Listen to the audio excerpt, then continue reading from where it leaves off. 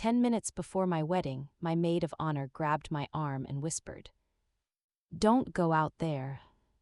I was already in my dress. The music had started. 200 guests were sitting outside in the garden. And when I peeked through the door, I saw my entire family standing at the altar. My father had a microphone. My mother had a letter. My sister had her phone raised, recording. And in the third row sat a man I never invited. The man my mother had secretly been paid $40,000 to make me marry. What they didn't know was that my husband already knew everything. And inside my clutch was a manila envelope with 5 pages of proof. So when my mother stepped forward and said, "Before this wedding continues, everyone needs to hear the truth," I smiled. Because for the first time in my life, she was right. Everyone did need to hear the truth. Rachel's hand was still tight around my wrist. Veil pinned. Makeup finished. Bouquet waiting on the vanity beside my clutch.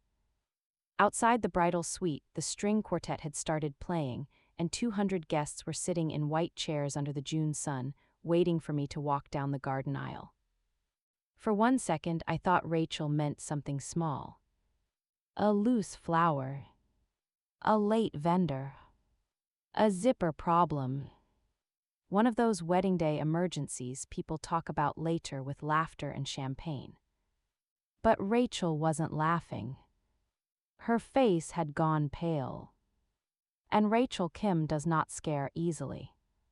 She is the kind of woman who can reorganize a seating chart, fire a makeup artist, and silence a drunk uncle with one look. But right then, standing in front of me with one hand still on the doorknob, she looked like someone had just seen a fire start behind a curtain. "What happened?" I asked. She didn't answer immediately. She just stepped aside and pointed toward the narrow gap in the door. "Look." I moved carefully because my dress was fitted, and the floor-length mirror behind me still made everything feel unreal. White fabric. Soft veil. Pearl earrings. A bride. I should have been thinking about Marcus. About vows. About the life waiting for me at the end of that aisle. Instead, I leaned toward the door and looked out. And that was when I saw them. My family. Not seated. Not waiting. Standing at the altar. My father stood on the platform holding a wireless microphone with both hands. My mother stood beside him holding a white envelope like it was a court order. And my sister Tessa was slightly behind them with her phone raised, camera pointed straight down the aisle. Recording. My stomach went cold. Not dropped. Not twisted. Cold. Because I understood immediately.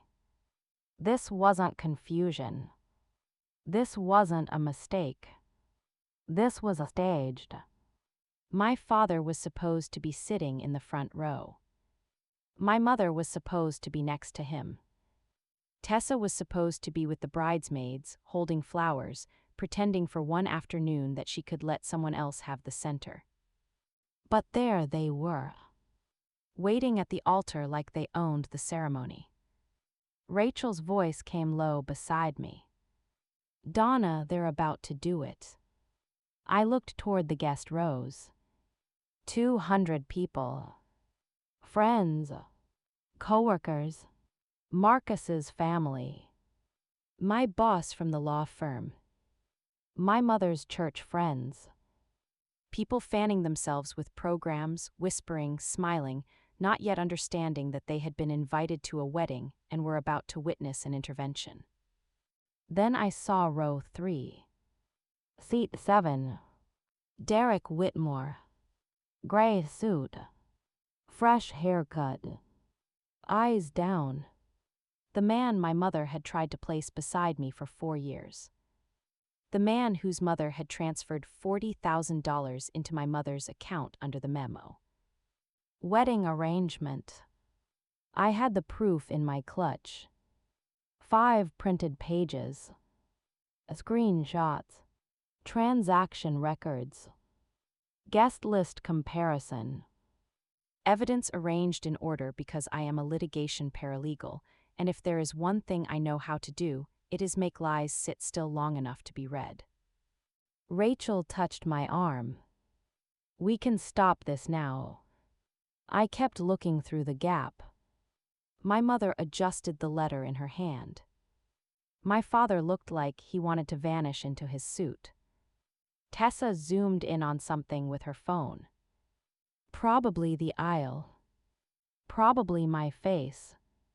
Probably the breakdown she expected me to give her for free. I looked past all of them. At Marcus. He was standing near the altar in a charcoal gray suit, hands clasped in front of him.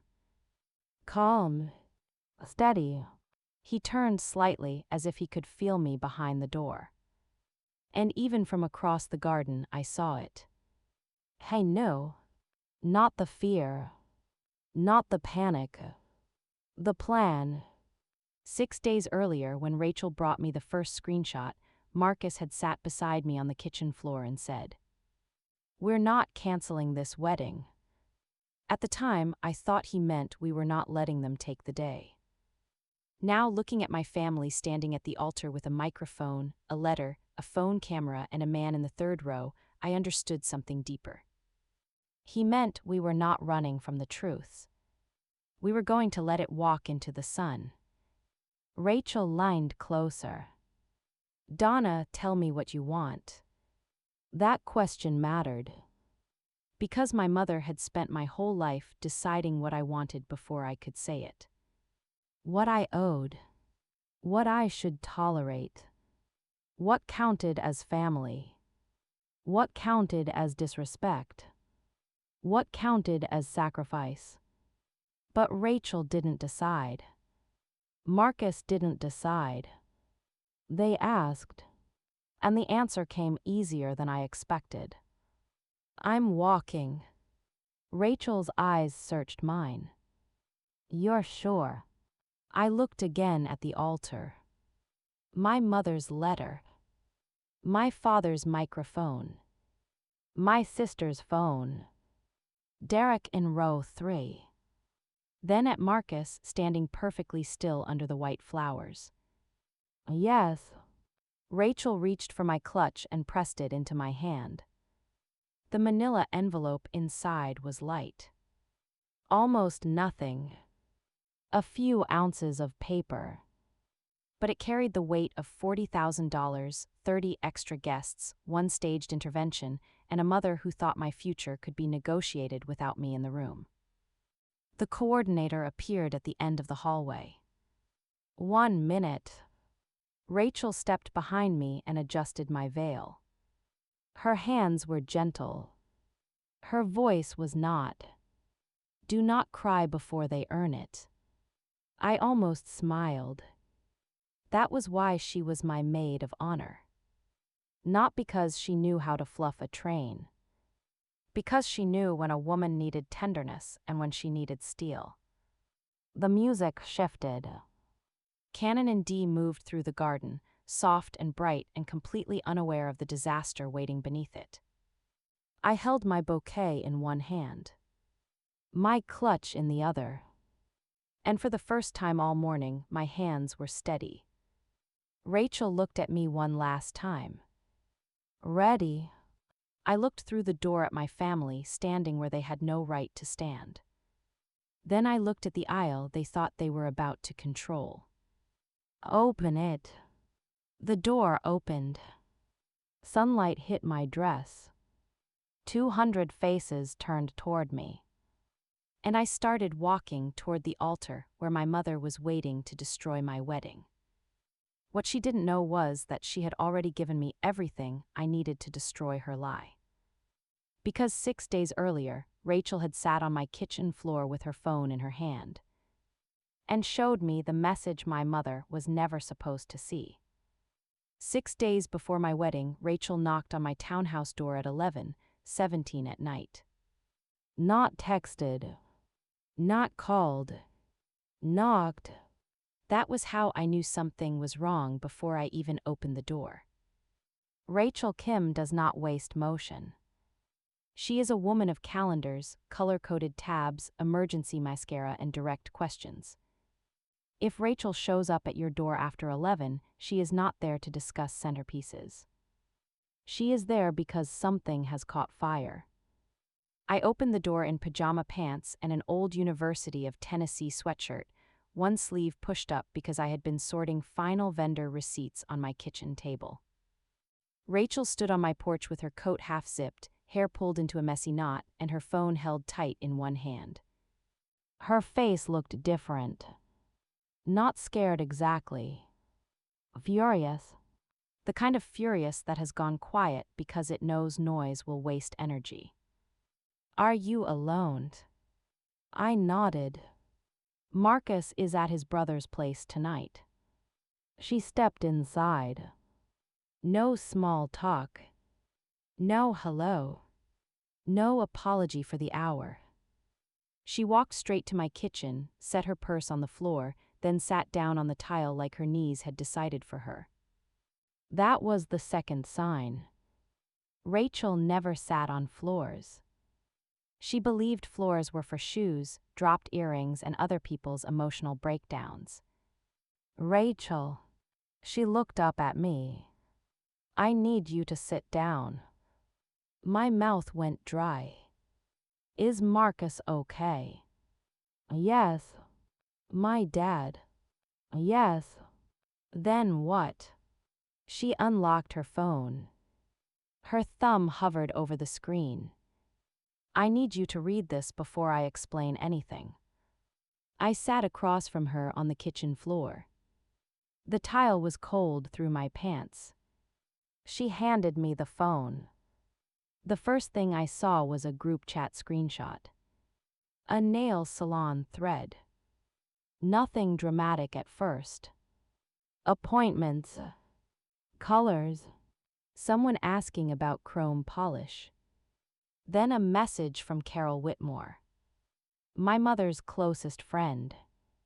Derek's mother. The woman who had appeared on my guest list through my mother's additions and somehow earned row 3 at my wedding. The message read, "Is everything ready for Saturday? Derek is nervous. I told him once the intervention works, Donna will come around. The $40,000 was worth every penny." I stared at the words. Once, twice, then again. Because sometimes your brain protects you by refusing to understand English for a few seconds. Intervention. Derek. Saturday. $40,000. I looked up at Rachel. What is this? Her jaw tightened. Carol sent it to the wrong group chat. My nail tech is in that thread. She knows I'm your maid of honor. She sent it to me immediately. I looked back at the screen. My mother's name appeared in the reply below it. Janet Ainsworth. My mother. The woman who had offered me $20,000 for the wedding and said she had been saving for years. Her message was worse. Don't worry, once Richard reads the speech, Donna won't have a choice. She won't humiliate herself in front of 200 people. For a moment, I heard nothing. Not the refrigerator. Not Rachel breathing. Not the small hum of the kitchen light above us. Just silence. A huge, flat silence. The kind that arrives when the floor underneath your life moves half an inch and every object in the room stays exactly where it was. Rachel took the phone from my hand because I think she saw my fingers stop working. There's more. I shook my head once. Not because I didn't want to see it. Because some part of me already knew that seeing more would make denial impossible.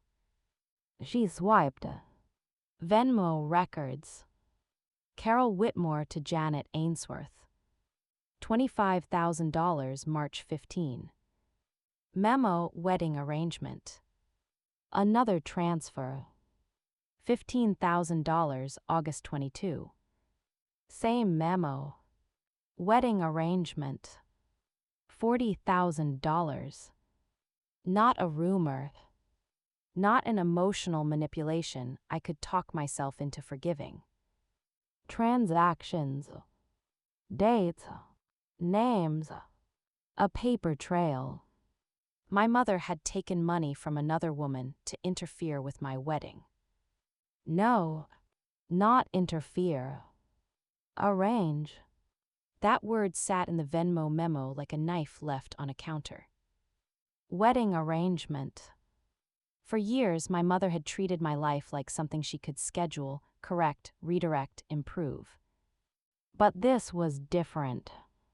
This had a price. Rachel spoke carefully. Donna. I looked at her. She sold my wedding. Rachel's eyes filled, but she didn't cry. She knew better than to make me take care of her reaction before I could have mine. I stood up too quickly. The room tilted slightly. I reached for the counter. Rachel stood with me. I'm going to call Marcus. I nodded. I don't remember dialing. I remember his voice. Sleepy at first, then awake instantly. What happened? I tried to answer. Nothing came out. Rachel took the phone gently. Marcus, come over now. He was there in 14 minutes. 14. I know because I watched the clock on the microwave change numbers while I sat on the kitchen floor again, my back against the cabinet, holding a printed vendor timeline like it could anchor me to something normal. When Marcus walked in, he didn't ask for a summary from the doorway. He took one look at me, then sat on the floor beside me. A suit, pants, dress, shirt, kitchen tile. No hesitation. That mattered. Because my mother had spent years making love feel conditional on presentation. Marcus loved me on floors. With mascara under my eyes. With bad news in the room. With nothing cleaned up first. Rachel handed him the phone. He read the screenshot. Then the transaction records. Then the message again. His face changed only once. A small muscle in his jaw tightened when he read. Donna won't have a choice. He set the phone down on the floor between us. Then he said the sentence that changed everything. We are not canceling this wedding. I looked at him. I think I expected anger. Maybe panic. Maybe a legal threat. Maybe. I can't believe your family. But Marcus didn't give them the power of becoming the center of our decision. He looked directly at me. This is our day, they don't get to take it. Rachel exhaled like she had been holding her breath since she arrived. I wiped my face with my sleeve. What do we do? Marcus looked at Rachel. Then at me. We let them show us exactly who they are. That sentence scared me. Because I knew what he meant. No warning. No confrontation before the wedding. No dramatic phone call where my mother could deny, revise, cry, regroup, and rebuild the trap somewhere else. Let her walk into the garden with her microphone, her letter, her speech, her borrowed money, and her false certainty. Let her stand in front of everyone. Then answer. Not emotionally. Factually. That part came from me. I am a litigation paralegal.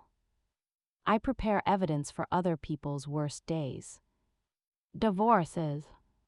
Custody battles. Asset fights. Protection orders. I know how people lie when they think volume can replace documentation. I know what happens when you bring receipts. So we worked. Until 1:38 in the morning. Rachel printed the screenshots. Marcus found the venue guest list. I pulled the original file I had created months earlier. 170 names. Then the version my mother had submitted after helping. 200 names. 30 additions. Nearly all connected to Carol Whitmore's circle. I highlighted Derek's name in row 3. Seat 7. Rachel created tabs. Marcus numbered pages. I labeled everything in the order I would want a judge to see it. Not because we were going to court. Because my family had been running an emotional courtroom my whole life. And for once I had evidence. At 1:40, Marcus slid the 5 pages into a manila envelope. He pressed the metal clasp shut, then placed it on the kitchen table. It looked ordinary. Office paper. Tan envelope. Nothing dramatic. But inside it was the truth my mother thought she had hidden under wedding flowers and family guilt. Rachel leaned back in her chair. She's going to lose her mind. I looked at the envelope. No. They both looked at me. I took a breath. She's going to lose control. And that was different. Because my mother losing her mind would make her the victim. But losing control. That would make her face the thing she had always feared most. A room where she could no longer decide what everyone believed. For the next 6 days, I smiled through every phone call from my mother, while the envelope with her secret waited quietly in Rachel's closet. For the next 6 days, I became very good at smiling. Not happy smiling. Not real smiling. The kind of smile women learn when there is a camera nearby, a mother watching, and a room full of people expecting you to stay pleasant while something inside you is quietly burning down. My mother called me 3 times the next morning. First at 8:12. Then at 10:40. Then again before lunch. Every call had the same voice. Soft, bright, controlled. Are you excited, honey? Yes, Mom. Everything coming together. Yes, Mom. Do you need me to handle anything else? No, Mom. That last answer was the hardest, because she had already handled too much. The guest list. The seating chart. The 3rd row. The man she believed could replace the groom if she embarrassed me badly enough in public. I stood in my townhouse kitchen with one hand on the counter, listening to her talk about flower delivery times while the printed Venmo record sat 3 miles away in Rachel's closet. Locked behind a bedroom door. Inside a manila envelope. Waiting. My mother said I just want everything to be perfect. And I almost laughed. Because perfect to my mother meant obedient. Perfect meant arranged.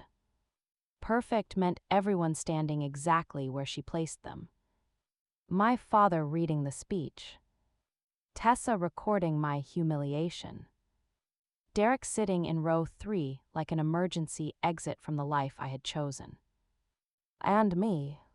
I was supposed to collapse. Cry. Look around at 200 people. Feel ashamed enough to let my mother lead me away from my own wedding. That was her version of perfect. Instead, I said, "It will be." She paused slightly. Maybe she heard something in my voice. Maybe not. People who are used to controlling the room rarely listen closely when they think the plan is working. Wednesday was the final venue walkthrough. The garden estate looked beautiful. Stone paths. Boxwood hedges. White chairs arranged in soft curved rows. A pergola wrapped in pale fabric and flowers. The coordinator walked us through the schedule with a clipboard. Ceremony at 11. Cocktail hour at noon. Reception in the pavilion. My mother stood beside me, nodding like a general reviewing troops. She had her large tote bag over one shoulder. The same bag she carried everywhere. The one that probably already held the white envelope she planned to read at the altar. Marcus stood on my other side. Calm, quiet, present. Every few minutes his hand brushed mine. Not holding, just reminding. I'm here. When we reached the ceremony space, my mother walked toward the altar platform and looked out over the chairs. I watched her from behind. She wasn't admiring the flowers. She was imagining the audience. That was when I knew fully. Not guessed. No. She had rehearsed this. She had already pictured herself standing there, voice steady, face sad, telling everyone she was only trying to save her daughter. Marcus leaned toward me and whispered, "You okay?" "No." He nodded once. Still walking. I looked at the aisle. White petals would be scattered there on Saturday morning. Guests would turn. Music would rise. My mother would interrupt. And I would finally stop letting her narrate my life. "Yes," I said. Still walking. That night she called again. This time with Tessa on speaker. I could hear my sister laughing in the background before my mother even said hello. "Donna, Tessa has a question about her bridesmaid dress." I closed my eyes. Of course she did. Tessa had already changed the color once. From dusty rose to champagne. Then complained that champagne made her look washed out. Then asked if she could wear something more camera-friendly. Camera-friendly. That phrase meant nothing to me then. Now it meant everything. She had been planning to record. Maybe not the whole ceremony. Maybe just the part where I broke. "Tessa can wear the dress she has," I said. Silence. Then Tessa's voice, light and annoyed. "Wow, okay, bridezilla." My mother sighed. "Donna, she's just trying to feel comfortable." Comfortable. Everyone in my family was always trying to feel comfortable. Except me. I was supposed to be the place where discomfort went to disappear. I looked at the kitchen table where Marcus had left a note before going to meet his brother. 2 more days, I'm right here." I held that sentence in my mind like a railing. "She can wear the dress she has," I repeated. My mother's voice cooled. "This isn't like you." I almost smiled. That was exactly the point.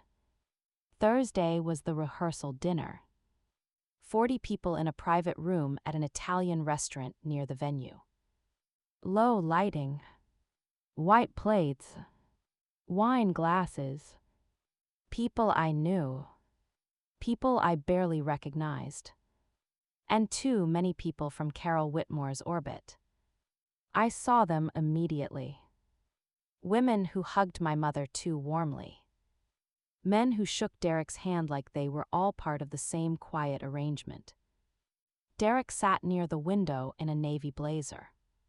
He looked uncomfortable. Not innocent exactly, but uncomfortable.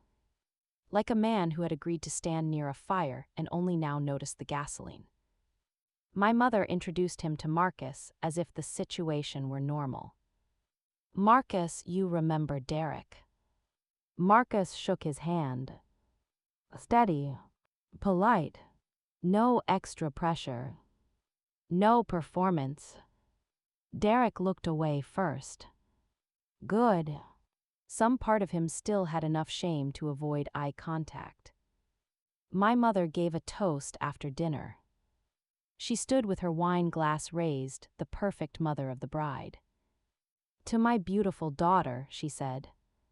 Then she paused. Just long enough. And her future. Not Marcus. Not my marriage. Not the man sitting beside me with one hand resting calmly on my knee beneath the table. Her future. A future she believed she could still redirect before Saturday morning. People clapped. I clapped too. Slowly. Lightly. Watching her smile over the rim of her glass. I wondered if she felt powerful. I wondered if taking money made her feel practical. I wondered if she had ever once looked at the $40,000 and thought, "This is my daughter's life." Or if she had only thought, "This is my chance to fix it." After the toast, Hector Vega approached me near the hallway. Senior partner at the law firm. My mentor. The man who had taught me that facts do not need to be loud if they are organized well. He had already been briefed. Not everything. Enough. He adjusted his cufflinks and said quietly, "Row 12, seat 3. I nodded. "I'll be there." "Thank you." He looked toward my mother, who was laughing too brightly with Carol Whitmore near the bar. Then back at me. "Remember, Donna, people who rely on surprise usually panic when the other side is prepared." That line stayed with me.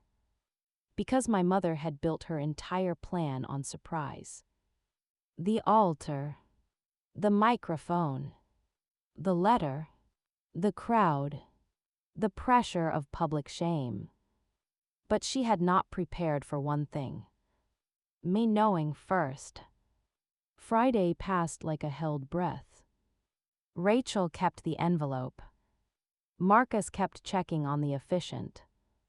Reverend Patricia Miles called me at 4:30 and said, "I understand there may be an interruption."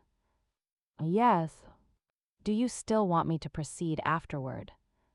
"Yes." "Then I will wait until you are ready." I closed my eyes. That nearly broke me. Not because it was dramatic. Because it was respectful.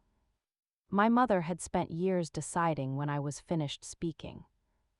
The officiant, a woman who barely knew me, was giving me the right to decide when my own wedding continued. Saturday morning arrived gray-blue and still. I woke before my alarm. 5:45. The townhouse was quiet. My dress hung from the closet door. My shoes waited below it. On my nightstand was a folded copy of my vows. I showered. Ate half a granola bar. Couldn't finish the rest. Then drove to the garden estate with my dress in the back seat and my hands steady on the wheel. Not because I wasn't afraid. Because fear had become less important than purpose. Rachel met me at 7. The manila envelope was in her tote bag. She didn't hold it up. Didn't make a speech. She just set the bag on the bridal suite chair and squeezed my hand. Still walking. I looked at her. Still walking. Hair and makeup took 2 hours. Bridesmaids came in and out. Someone talked about the weather. Someone asked if I wanted more lip gloss. Someone said the flowers looked perfect. Normal sentences. Safe sentences. Meanwhile, a few feet away, inside Rachel's tote bag, 5 pages waited to become louder than anything my mother planned to say. At 9:15, my mother entered the bridal suite. She looked beautiful. Navy dress. Pearls. Hair done. The face of a woman prepared to be admired for surviving a tragedy she was about to create. She looked at me in the mirror and smiled. "You look beautiful, honey." I looked at her reflection. "Thank you." She came behind me and touched my shoulders. Her hands were warm. For a second, I remembered being little. Remembered wanting those hands to mean safety. Then I saw her tote bag hanging from her arm. Large, structured, white envelope visible near the top. My stomach tightened. She followed my eyes and gently pushed the envelope deeper inside the bag. Too late. I had seen it. She kissed the side of my head. I wrote you something for later. I met her eyes in the mirror. Did you? Yes. Her smile didn't move. I think you'll understand after today. I held her gaze. I think I will too. For the first time, uncertainty flickered across her face. Tiny, almost invisible. Then it disappeared. She squeezed my shoulders once and left. The door clicked shut.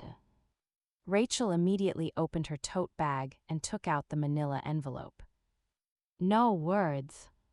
She laid the 5 pages on the vanity. One by one. The wrong thread message. The 2 Venmo transfers. The guest list comparison. My mother's promise that once Richard read the speech, I wouldn't have a choice. I read them all again. Not because I needed reminding. Because by the time I walked outside, my voice needed to belong to the facts. Not the wound. At 10:20, Reverend Patricia knocked. I'm here, she said. At 10:25, Hector texted. Row 12, seat 3, watching. At 10:47, Rachel opened the door and froze. That was the moment the day changed from waiting to happening. Her face went pale. She looked back at me and whispered, "Don't go out there." But by then, the envelope was already in my clutch. And my mother was already at the altar. So when the music started and 200 guests turned around, I stepped into the sunlight knowing exactly where the lie was standing. The garden looked beautiful. That almost made it worse. White chairs curved around the stone aisle. Rose petals scattered along the path. Soft fabric moved gently around the pergola. The hills beyond the venue were green and bright under the June sky. Everything looked like a wedding. But at the altar, my family stood like an ambush. My father held the microphone. My mother held the white envelope. Tessa held her phone. And Marcus stood beside the officiant, calm as stone. I kept my eyes on him. Not my mother. Not my father. Not Derek in row 3. Marcus. His expression did not change when I stepped into the aisle. He smiled slightly. Not big. Not for the guests. For me. A quiet smile that said, I know. I'm here. Keep walking. So I did. One step. Then another. My heels pressed into the grass between the stones. The clutch in my hand felt heavier with every step, even though the envelope inside weighed almost nothing. 5 pages. That was all. 5 pages against 32 years of my mother believing she could decide the ending for me. As I passed the 3rd row, I felt the air change. I didn't need to look. I knew Derek was there. But I looked anyway. Just once. He sat in seat 7, gray suit, hands folded tightly in his lap.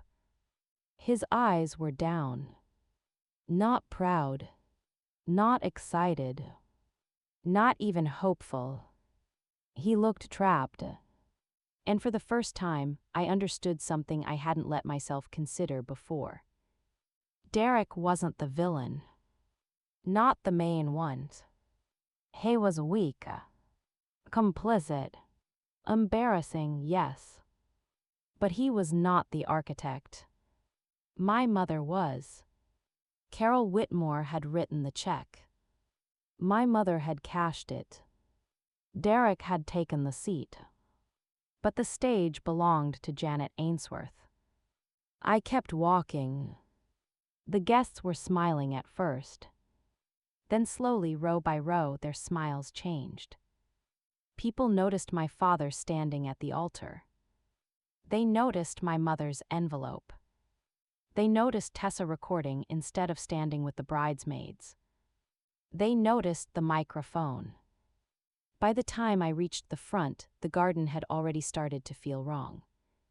Marcus stepped forward and took my hand. His fingers wrapped around mine.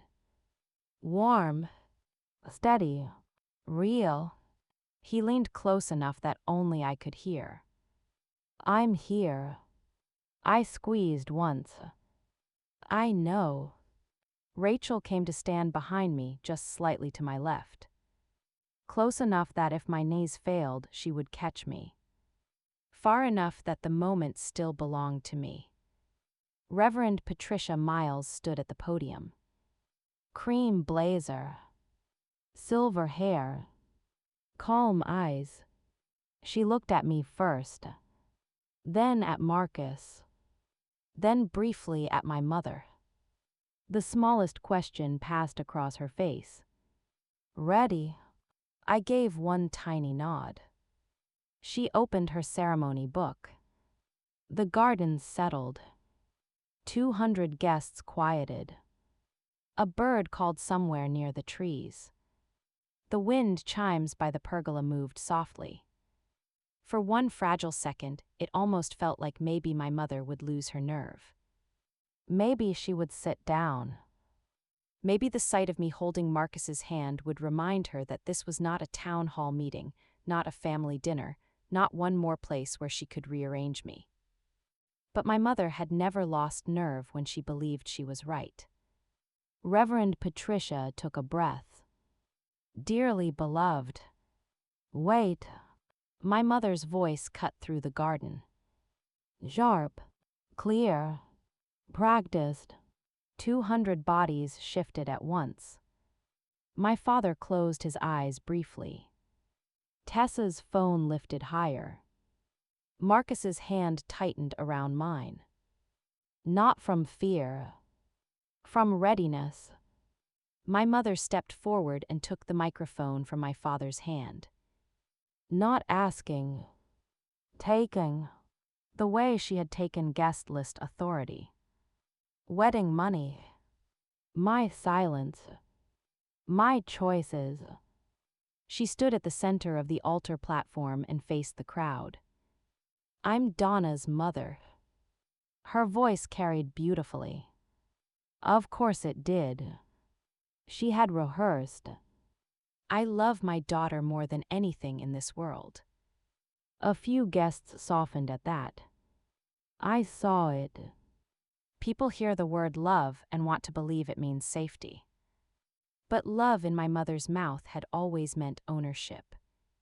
She continued, and because I love her, I cannot stand here and watch her make the biggest mistake of her life. A gasp moved through the crowd. Soft, then louder. Someone whispered, "Oh my God." My mother turned toward me with tragic eyes. The kind of eyes that ask an audience to admire the pain they are about to cause. Donna, I know you think this is love. I said nothing. That bothered her. I could tell. She expected me to interrupt. Cry. Beg her to stop. Make the scene messy enough that she could later say. You see, she wasn't thinking clearly. But I gave her silence. Clean silence. Courtroom silence. The kind that lets the witness continue until they reveal too much. My mother gestured toward my father. Your father has something he needs to say. She handed him the microphone. For 1 second, he didn't take it. His hand hovered near it. Shaking. Then he looked at her. She gave him the look. The one I had seen my entire life. Write it. Do it. Don't make me look foolish. And like always, my father obeyed. He took the microphone. In his other hand was a folded sheet of paper. Yellow legal paper. My mother's paper. The same color I had seen on the kitchen table 3 years earlier when she told me she was making Christmas notes. My stomach tightened. That was how long this had lived in her. Not the exact plan, maybe, but the desire. The belief that one day she would have to save me from choosing for myself. My father unfolded the paper. His eyes scanned the first line. Then he cleared his throat. Marcus. His voice cracked immediately. The crowd lined in. We don't know much about you. Marcus did not move. Not even his face. That was one thing I loved about him as an engineer. He understood pressure. He knew some structures revealed strength only when tested. My father continued. As Donna's father, it is my job to protect her from financial risk. A murmur moved through Marcus's side of the guests. My boss, Hector, sat in row 12, seat 3. I didn't look back, but I knew exactly how his face would look. Still, focused, taking mental notes. My father's voice grew thinner. We have reason to believe you have significant debts Donna may not be aware of. Lie. We believe this marriage is based on incomplete information. Lie. Donna deserves a partner who can provide stability, security, and a future worthy of everything she has worked for.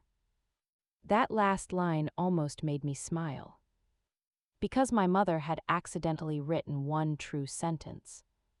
I did deserve that. And Marcus was already standing beside me. My father stopped reading. Not because the speech ended.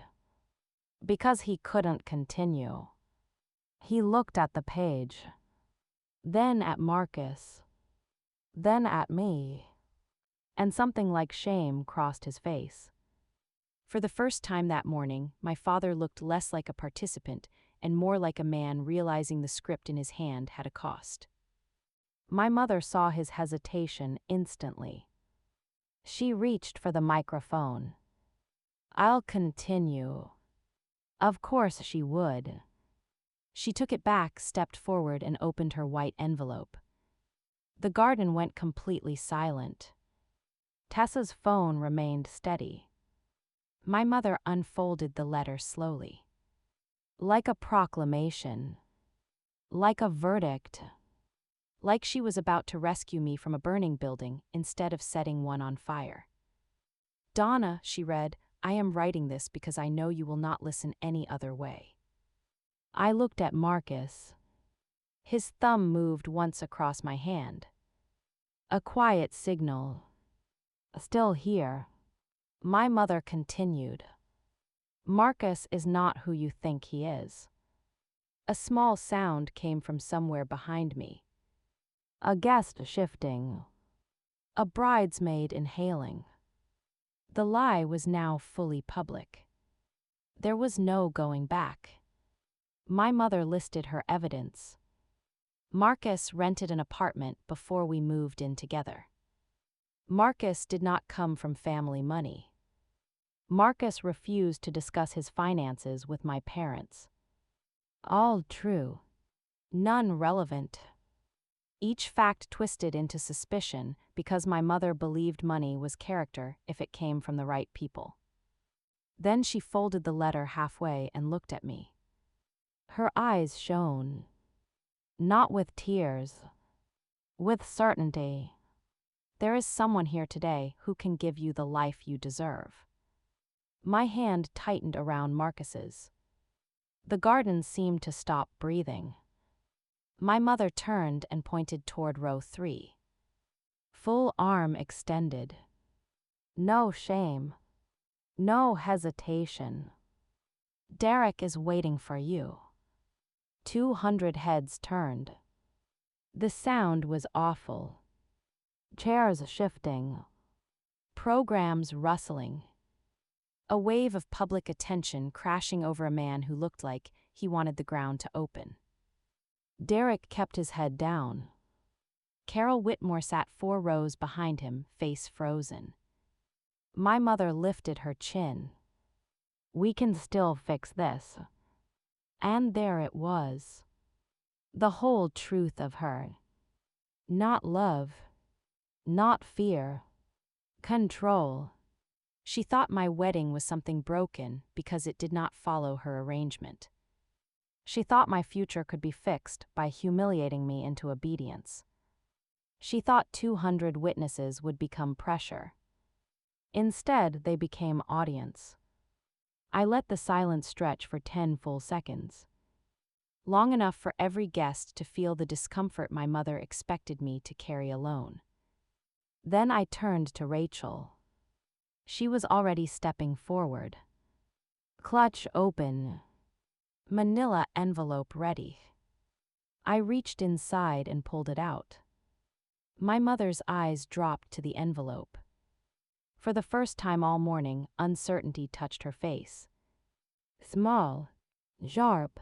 Beautiful. I turned to my father and held out my hand. May I have the microphone? He handed it to me immediately. Too quickly. Like a man relieved to put down a weapon he had never wanted to hold. I faced the crowd. Bride in white. Envelope in hand. My husband beside me. My mother still standing at the altar with a letter full of lies. And I said, "Thank you, Mom, I think everyone should hear the truth too." Then I opened the envelope. And the first page I held up was the message Carol Whitmore accidentally sent to the wrong group chat. The sound was small. Just paper sliding against paper. But in that garden, it felt louder than my mother's microphone. 200 guests watched me pull out the first page. My mother's eyes followed my hand. For the first time since she stepped onto that platform, she was not controlling the room. She was waiting to see what I had. And that waiting frightened her. Good. I held the page up. Not dramatically. Not shaking it. Just high enough for the front rows to see. This is a screenshot from a group chat. My voice sounded calm. Almost too calm. The kind of calm that comes after fear has burned through you and left only precision behind. My maid of honor received it 6 days ago. Rachel stood behind me. Silent. Solid. My mother's face changed instantly. She knew. Not fully. But enough. She recognized the shape of danger before I read the words. I looked at the page. Then at the guests. Then at Carol Whitmore in row 7. Carol's hand had already moved to her throat. Interesting. People always touch their necks when truth starts breathing near them. I read the message clearly. Is everything ready for Saturday? Derek is nervous. I told him once the intervention works, Donna will come around. The 40,000 was worth every penny. The garden went still. Not quiet. Still. There is a difference. Quiet means people are listening. Still means people are realizing they have been placed inside something much larger than they understood. My mother's lips parted. Donna. I lifted one finger. Not rude. Not loud. Just enough. No. The word stopped her. Maybe because I had never used it like that before. Not in public. Not without apology attached. I looked back at the page. That message was sent by Carol Whitmore. Every head turned toward Carol. She looked like a woman trying to become smaller than her chair. I continued. Carol Whitmore is Derek's mother. This time, people looked at Derek. He stayed frozen in row 3. His face red, eyes still down. For a moment, I almost felt sorry for him. Almost. Then I remembered he had sat in that chair willingly. Maybe he had not known everything. Maybe he had convinced himself this would be romantic. A dramatic last-minute rescue. A woman realizing he was the better choice. But nobody ends up in row 3 by accident. Not after $40,000. I placed the first page on the podium and pulled out the second. A Venmo transaction record. Clean. Simple. Unemotional. The kind of document that does not care how badly a mother wants to cry.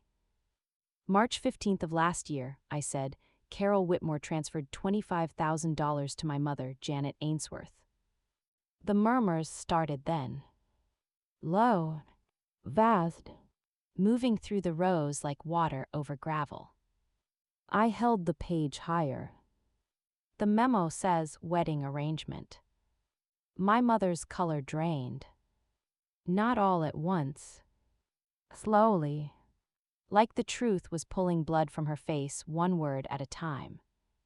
I pulled out the third page. August 22nd, another transfer, $15,000, same sender, same recipient, same memo. I lowered the page. That is $40,000. A woman near the aisle whispered. She took the money. Not a question. A statement. And that was the moment I knew the room had turned. Not against me. Against the lie. My mother heard it too. Her eyes moved across the guests, searching for sympathy the way a drowning person searches for shore. But all she found were faces. Confused. Shocked. Disgusted. Alert. Not one person looked ready to rescue her. She tried anyway. It wasn't like that. Her voice was sharp now. Too sharp. The gentle mother act had cracked, and something colder was showing underneath. Carol was helping with wedding expenses. I nodded slowly. Then why did she write once the intervention works? My mother froze. No answer. Because there wasn't one. I took out the fourth page. The original guest list Marcus and I created had 170 names. I held up the comparison sheet. The version my mother submitted to the venue had 200 names. I turned toward the guests. 30 extra people, most connected to Carol Whitmore's family or social circle. More murmurs. A man in the back said something I couldn't hear. Carol looked down at her lap. Derek closed his eyes. My father stood behind my mother, staring at the paper in my hand like he had never seen documents before. Maybe in that moment he hadn't. Not documents that revealed the machinery of his own house. I looked at him. Dad, did you know about the money? His head lifted sharply. No.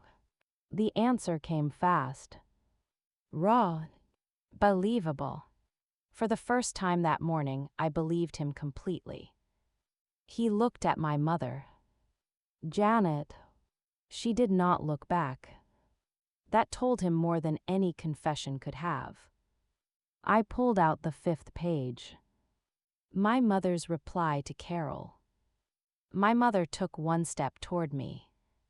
Donna, enough. I turned to her. No, you started this in front of everyone. We finish it in front of everyone. That landed hard. Not only on her. On every person watching. Because people like my mother depend on private damage and public polish. She could humiliate me publicly because she believed I would protect her privately. She was wrong. I read her message. Don't worry, once Richard reads the speech, Donna won't have a choice. She won't humiliate herself in front of 200 people. I lowered the page. The silence after that was complete. Even the wind seemed to stop. My father's face had gone gray. He looked at the crumpled speech in his hand. The one he had read from. The one my mother had written. The one he now understood was not protection. It was participation. He looked at me, then at Marcus, then finally at my mother. What is she talking about? My mother's jaw worked. No words. My father's voice grew louder. Not angry yet. Wounded first. Janet, did you take $40,000 from Carol Whitmore? My mother's eyes filled immediately. But the tears came too fast. Too ready. I had seen those tears my entire life. They were not grief. They were strategy. Richard, I was trying to protect her. The guests shifted. Someone whispered, "Protect her." My father stepped closer to my mother. No, answer the question. That was new. My father had spent 32 years choosing silence whenever my mother took control of the room. But now, standing on that altar in front of 200 guests, holding a speech he had been used to deliver, something in him finally cracked. Did you take the money? My mother looked at Carol. Carol looked away. Then my mother looked at Derek. Derek still would not lift his head. Finally, she looked at me. Not with apology. With accusation. You would have ruined your life. There it was. No denial. No defense left. Just the belief underneath everything. That my life belonged to her more than it belonged to me. I held the microphone steady. So yes. She blinked. You took it. She didn't answer. She didn't nod too. The garden answered for her.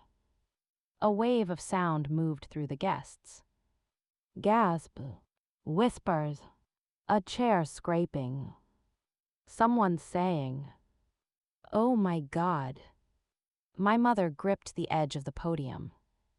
I did this because I love you. No, I said. My voice stayed calm. You did it because you thought love gave you ownership. That sentence hit her. I saw it. But she still tried to recover. You don't understand what it's like to be a mother. No, I said, but I understand what it's like to be treated like property. The crowd went silent again. Marcus's hand found mine. He did not pull me back. Did not try to soften me. Did not step in front of me. He simply stood beside me while I told the truth. That was why I was marrying him. My mother's tears spilled now. Louder, her shoulders shaking. The performance attempting one last comeback. After everything I've done for this family. I almost smiled. Not because anything was funny. Because of course that sentence would appear here. At my wedding. At the altar. In front of 200 people. She had used it when I missed Easter brunch because of work. When I couldn't drive Tessa to appointments. When I bought my townhouse without asking her opinion. When I chose Marcus. And now, after taking $40,000 to stage an intervention at my wedding, she still believed sacrifice was her strongest argument. I lifted the microphone. After everything you've done for this family, you still couldn't do one simple thing." She stared at me. "What?" "Show up and be happy for me." Her face collapsed slightly. "Not fully. Not enough." But something in it broke. I continued. "You didn't have to pay for the wedding. You didn't have to approve every detail. You didn't have to like every choice." I looked around the garden. At the faces. At Marcus's mother crying quietly in the second row. At Hector watching with folded hands. At Rachel beside me, chin lifted. Then back at my mother. "All you had to do was come here and let me marry the man I love."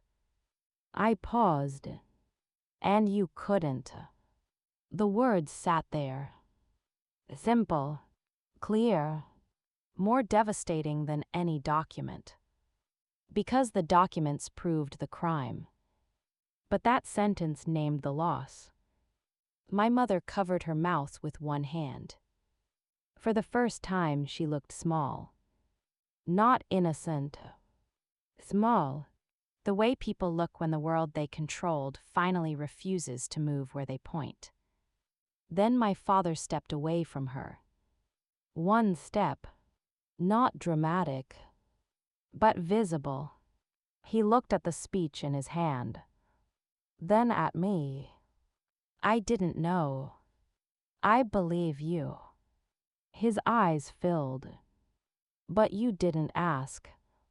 That hurt him more. Good. It should.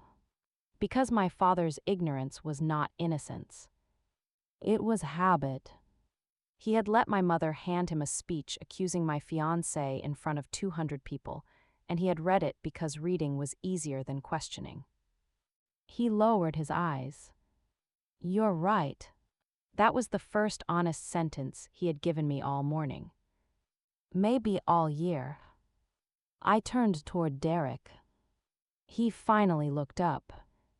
Our eyes met for maybe 2 seconds. I saw embarrassment, regret, fear, maybe even apology. But I didn't knight it. "Derek," I said. He flinched at his name through the microphone. "You can leave now." A strange sound moved through the crowd. Not laughter. Not shock. Something between relief and disbelief. Derek stood slowly. Carol reached for his arm. "Derek, sit down." He pulled away. "No, Mom." His voice was quiet, but everyone heard it. "This is done." He walked down the aisle alone. Past row 3. Past the rose petals. Past the string quartet, who had stopped playing so long ago their bows hung uselessly at their sides. He reached the garden gate, opened it, and walked out. He didn't close it behind him. The empty seat in row 3 looked louder than he ever had. I looked back at my mother. The deal was gone. The money exposed. The replacement groom had left. The intervention had failed. And my wedding was still standing. I placed the 5 pages on the podium. Neat stack. Evidence submitted. Then I looked at Reverend Patricia. "Can I get married now?" For one stunned second, nobody moved. Then someone laughed. Nervously. Then one person clapped. Then another. Then the garden erupted. Not wild. Not celebratory yet. More like a room finally releasing the breath my mother had tried to trap inside it. Reverend Patricia stepped forward with calm dignity, opened her book again, and smiled at me. "Now," she said, "shall we begin?" I turned to Marcus. His eyes were wet. His hand was still holding mine. My mother stood behind us, silent for once. My father had stepped down from the platform. Tessa's phone was lowered. And for the first time all day, the ceremony belonged to the two people it should have belonged to from the beginning. But before Reverend Patricia could pronounce us married, my mother made one final attempt to take the room back. It happened quietly at first. That was what made it dangerous. Not yelling, not screaming, not the kind of breakdown people can easily recognize and reject. Just my mother stepping forward again, one hand pressed against her chest, eyes wet, voice trembling in a way she had spent years perfecting. "Donna," she said. Not into the microphone. Not yet. Just loud enough for the front rows to hear. Then she turned slightly toward the guests. "I know this looks bad." A small sound came from Rachel behind me. Not a laugh. More like disbelief trying to stay polite. My mother continued. "I made mistakes, I can admit that, but every mother in this room knows what it feels like to fear for her daughter." There it was. The pivot. From evidence to emotion. From facts to motherhood. From $40,000 to fear. My mother had lost the documents, so now she was trying to win the feeling. A few women in the crowd looked down. Not because they believed her. Because the word mother carries weight in rooms where people have been trained to respect sacrifice, even when sacrifice is being used as a weapon. I felt Marcus's hand tighten around mine. Rachel shifted behind me. Reverend Patricia stayed still at the podium, watching carefully. My father stood near the platform steps, speech crumpled in one hand, face caught somewhere between shame and confusion. Tessa's phone had lowered completely now. For once, she was not recording. Maybe because the story no longer made her look close to power. Maybe because she finally understood she had been standing on the wrong side of something ugly. My mother reached toward me. I didn't move. "Donna," I was scared. Her voice cracked. "You're my first baby. You don't understand what it feels like to watch your child walk away from everything you built." That sentence might have worked on me years ago. At 22. At 26. Maybe even at 30. Back when I still believed pain explained behavior enough to excuse it.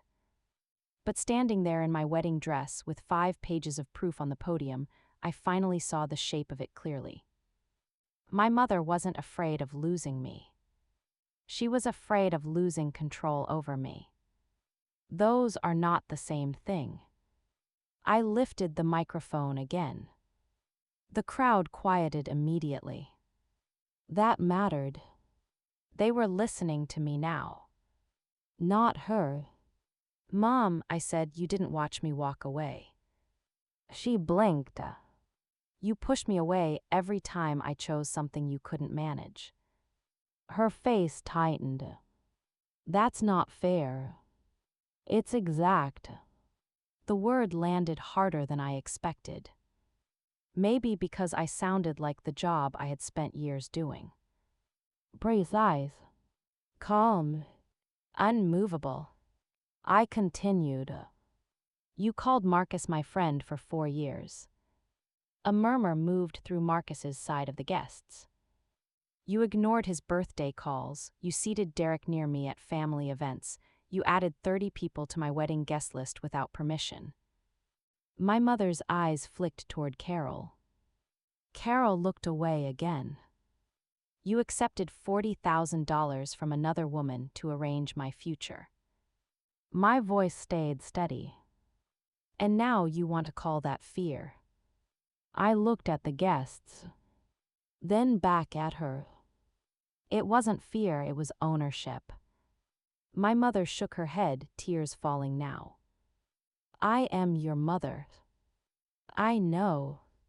The answer came out softer than I expected. Because despite everything, it was true. She was my mother. That was exactly why it hurt. A stranger couldn't have done this much damage. A stranger couldn't have made me question my right to choose. A stranger couldn't have turned my wedding into a public test of whether I belonged to myself. I looked at her. You were supposed to be the person who protected me from this kind of humiliation. Her mouth trembled. Instead, you planned it. That was the line that finally broke the remaining sympathy in the room. I felt it.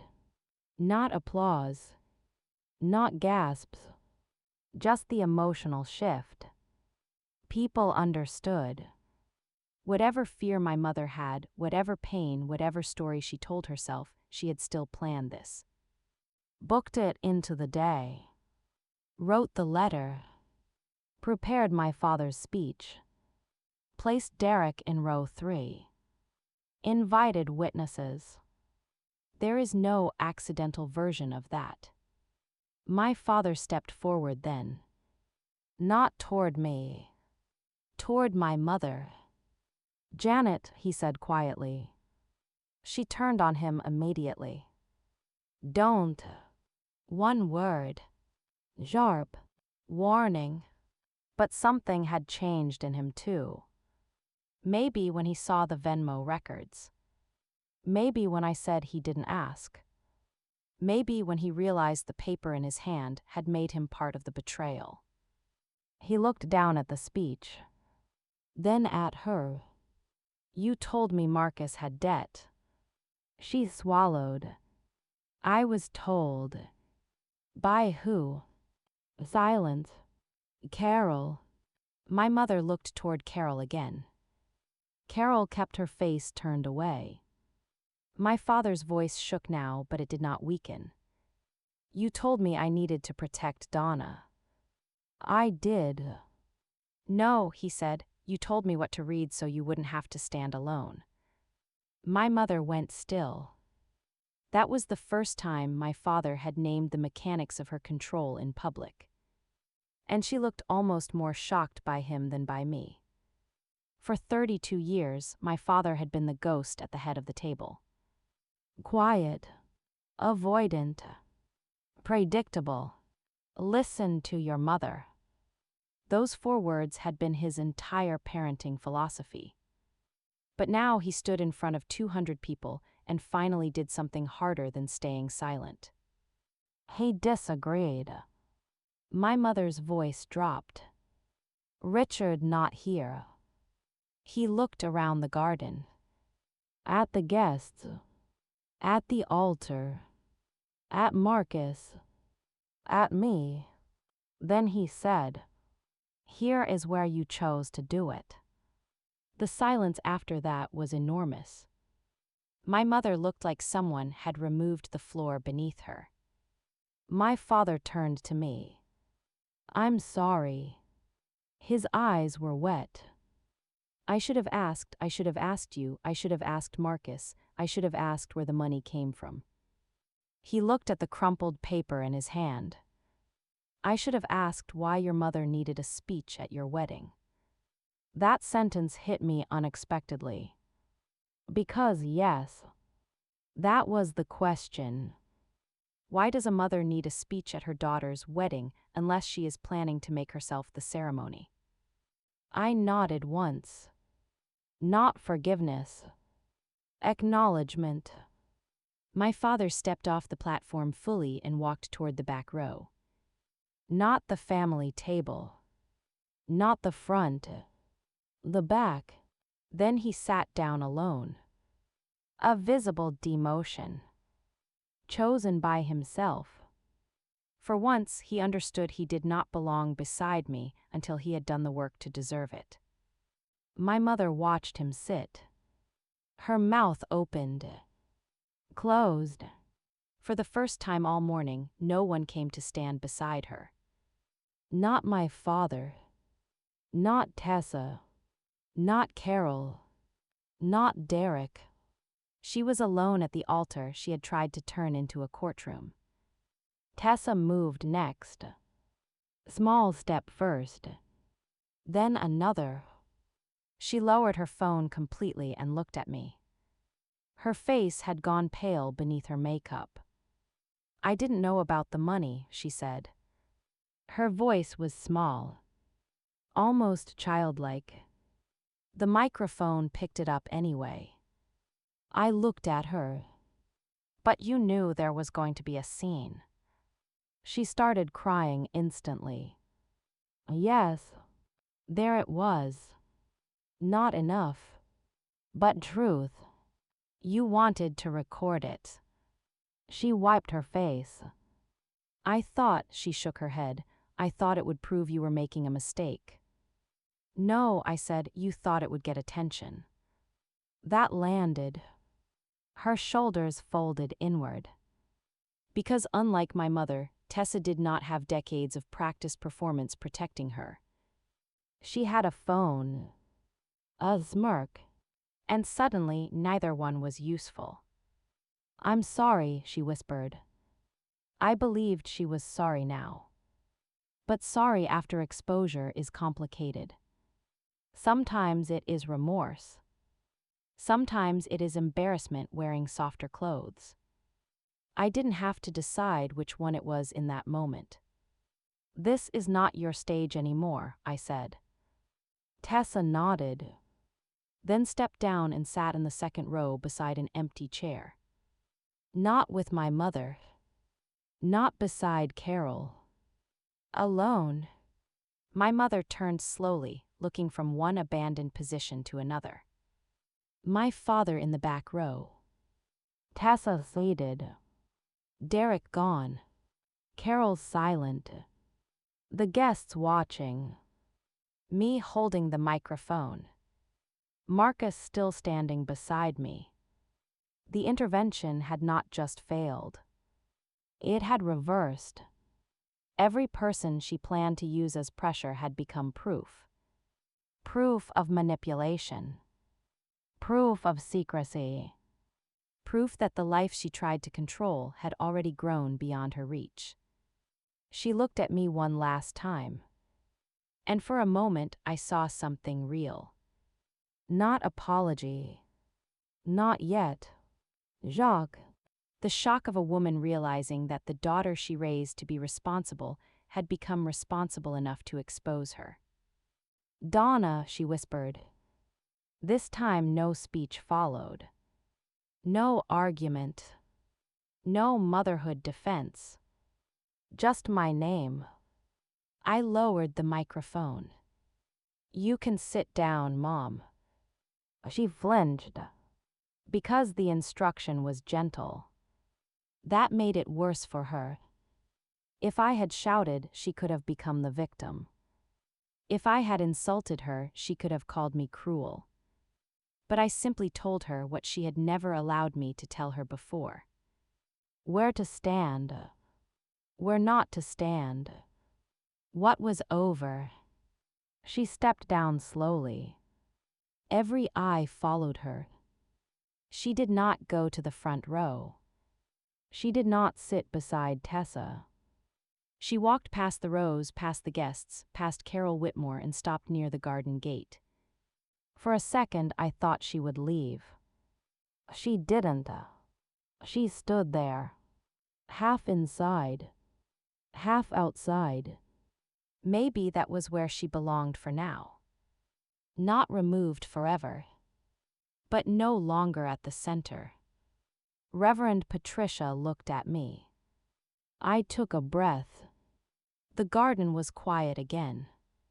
Different quiet this time. Not the silence before an attack. The silence after a storm when everyone is checking what still stands. Marcus turned toward me. His eyes asked one question. "Still?" I answered by taking both his hands. "Yes," I said softly. "Still." Reverend Patricia stepped back to the podium. She looked at the guests with calm authority. "Now," she said, "we are here for a wedding."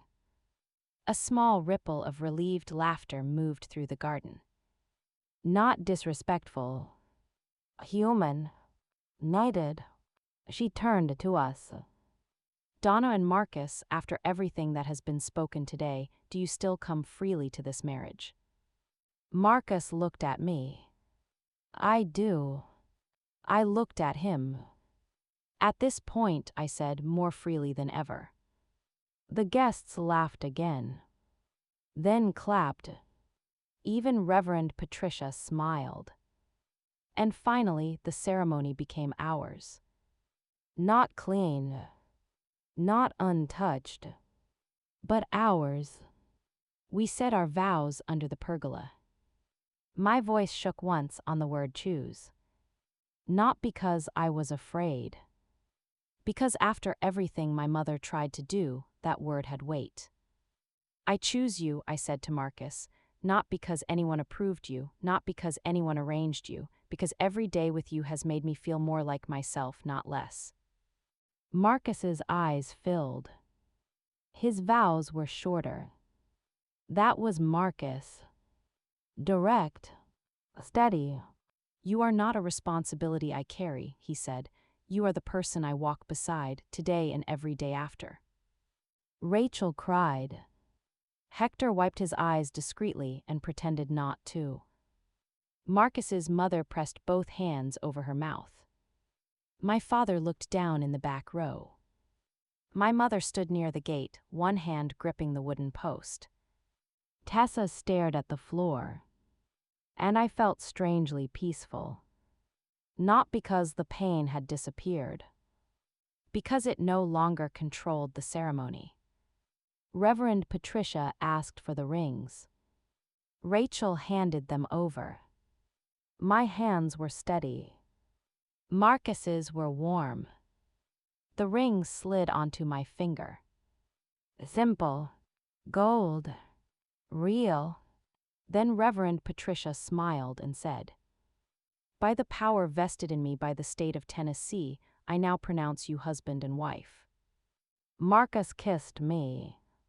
The garden erupted. This time the applause wasn't shocked. It was full.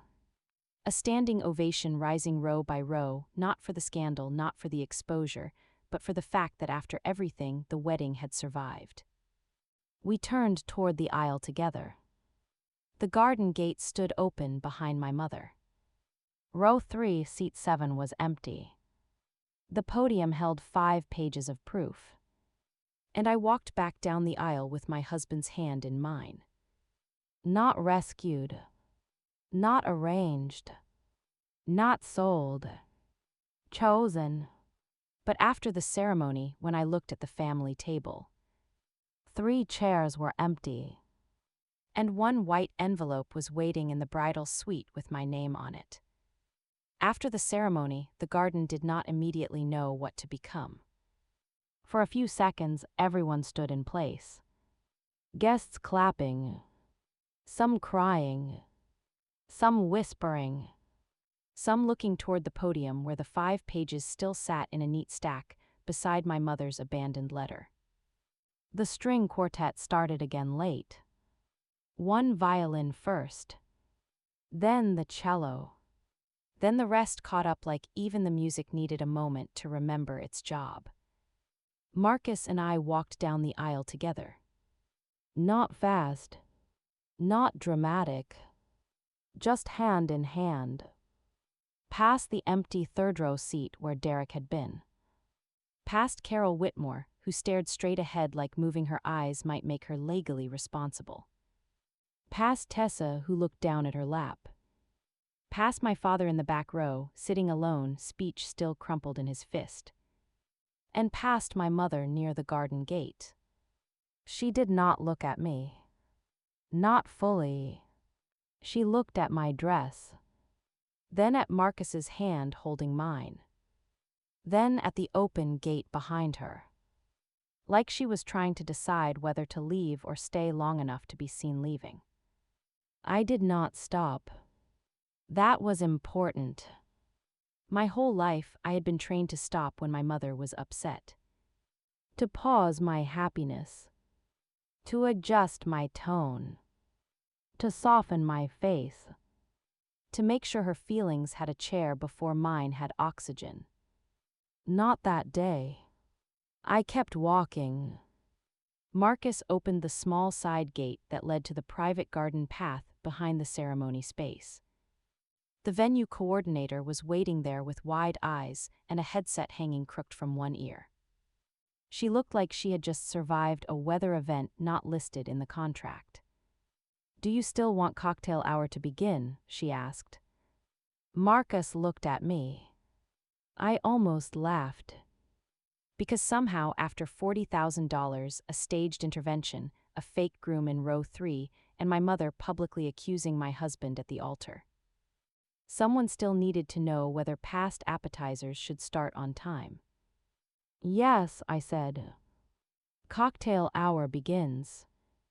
The coordinator nodded like a soldier receiving orders. "Absolutely." Then she hurried away. Marcus and I stood alone behind the hedge for the first time all day. The sound of guests floated through the garden. Low voices. Nervous laughter. A few claps still trailing off near the ceremony chairs. Marcus turned toward me. For a moment, neither of us spoke. Then he touched my face gently. "You okay?" I looked down at my ring. Gold. Simple. On my hand. "Married?" "After everything." "I think so."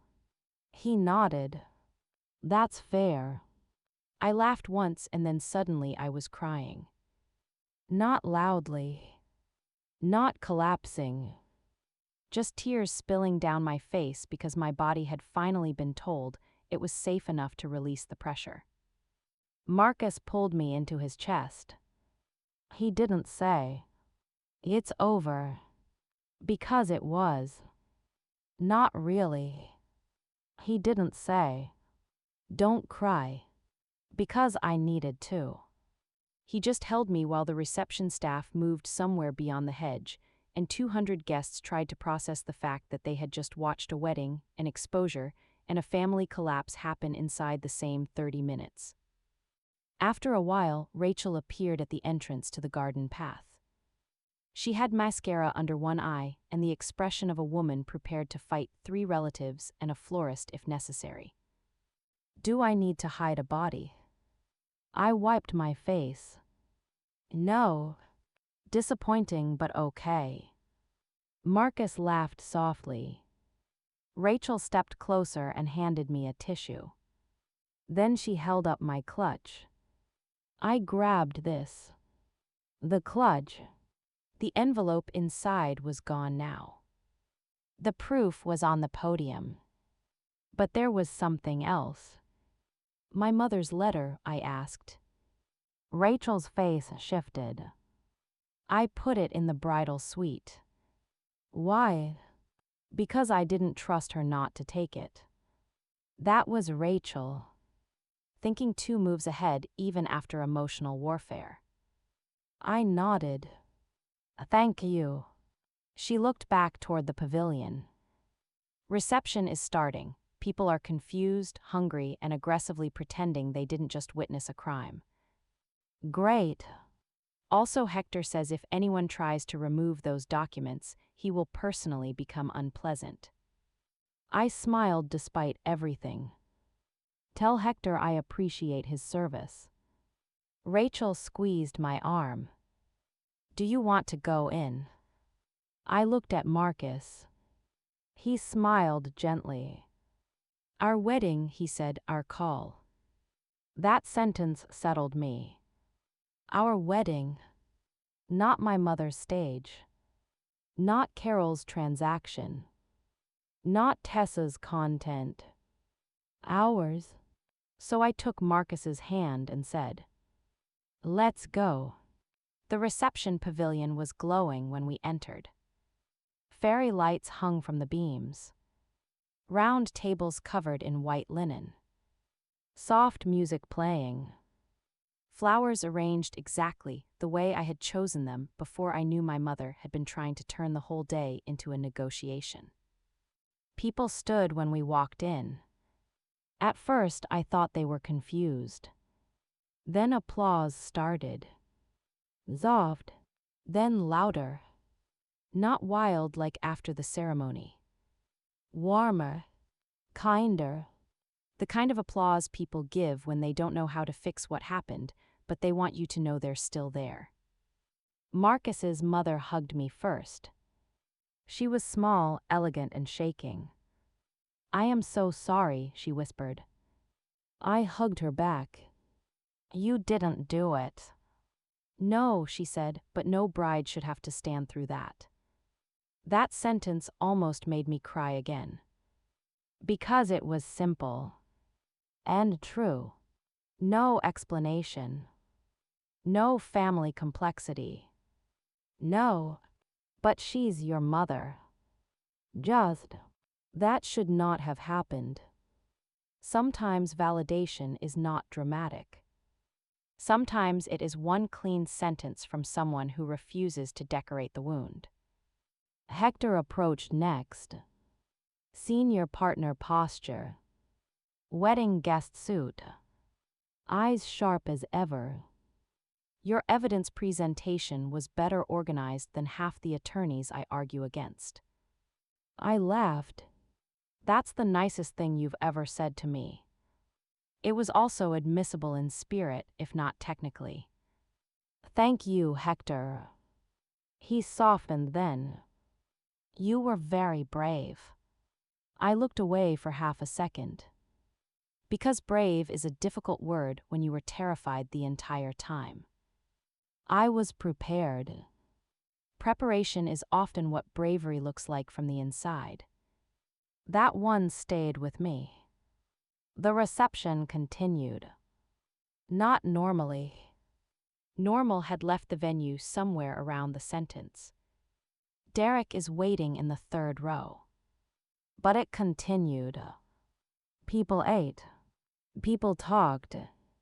The DJ played softer music at first, clearly afraid to make eye contact with the emotional tone of the room.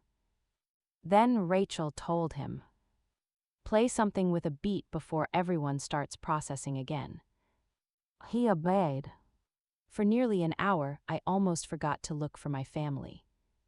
Then I reached the family table. 3 chairs were empty.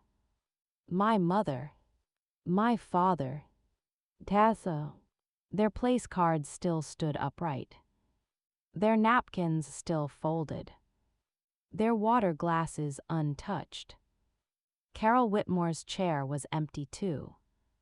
So was Derek. 5 empty seats at a wedding reception can say more than 50 occupied ones. Marcus came beside me. You okay? I looked at the place cards. Janet Ainsworth. Richard Ainsworth. Tessa Ainsworth. Names printed in elegant black ink. People who had come to stop my wedding, then left when they failed to control it. I will be, I said. And I meant it. Not today, maybe. Not tomorrow. But eventually. Marcus took my hand. We can remove the chairs. I thought about it. Then shook my head. No. He waited. Leave them. Not because I wanted punishment. Because absence deserved a shape. For once, I did not want to hide the empty places they created. Let the chairs sit there. Let the folded napkins remain untouched. Let anyone who wondered where my family went understand that leaving was also a choice. Dinner was served. The speeches were shorter than planned. Rachel gave hers first. She stood with a champagne glass and said, "I had a speech prepared about college memories, bad coffee, and why Donna should never be allowed near karaoke equipment." People laughed. Rachel smiled. But today changed the speech. The room softened. She looked at me. Donna has spent most of her life being asked to carry other people's decisions and call it duty. Today she put the weight down. My throat tightened. Rachel lifted her glass. To Donna and Marcus, may your marriage be full of truth, clean hands, locked doors when necessary, and people who know love is not control. The room clapped. Marcus squeezed my knee under the table. Then Hector surprised everyone by standing. He raised his glass. I will be brief because I charge by the hour. The room laughed harder than the joke deserved. Relief laughter. Needed laughter. He looked at Marcus. Structural engineers know this better than anyone. A building does not fail only because of pressure. It fails when the load is placed where it was never meant to go. Then he looked at me. Donna, you carried a load that was never yours. Today you set it down in front of witnesses. That is not scandal, that is structural correction. I smiled. That was definitely the most Hector toast possible. The room applauded. For the first time all day, I felt something like peace enter the pavilion. Not pure peace. Not easy peace. But enough. Marcus and I had our first dance under the fairy lights. The song was the one we chose months earlier. Before the screenshots. Before the envelope. Before row 3, seat 7 became part of our family history. He held me close. Not too tight. Just enough. Halfway through the dance, I looked toward the empty family table. Still empty. Still visible. Still painful. Marcus followed my gaze. They missed it, he said quietly. Yes. Not just the ceremony. I looked at him. He looked around the room. The recovery. That hurt more than I expected. Because he was right. My family had stayed for the confrontation. They had left before the healing. They saw exposure. They missed joy. That was their loss. Not mine. Near the end of the night, Rachel came to me again. I have something. My stomach tightened automatically. What? She held up the white envelope from my mother. The one marked. For Donna. I put it in your overnight bag, but I wanted you to know it's there. I looked at the envelope. Part of me wanted to rip it open right there. Part of me wanted to burn it over the dessert table. Part of me wanted to hand it back to my mother's empty chair and let it sit there forever. Instead, I took it. Thank you. Rachel studied my face. You don't have to read it. I know. You don't have to make sense of her tonight. That almost broke me.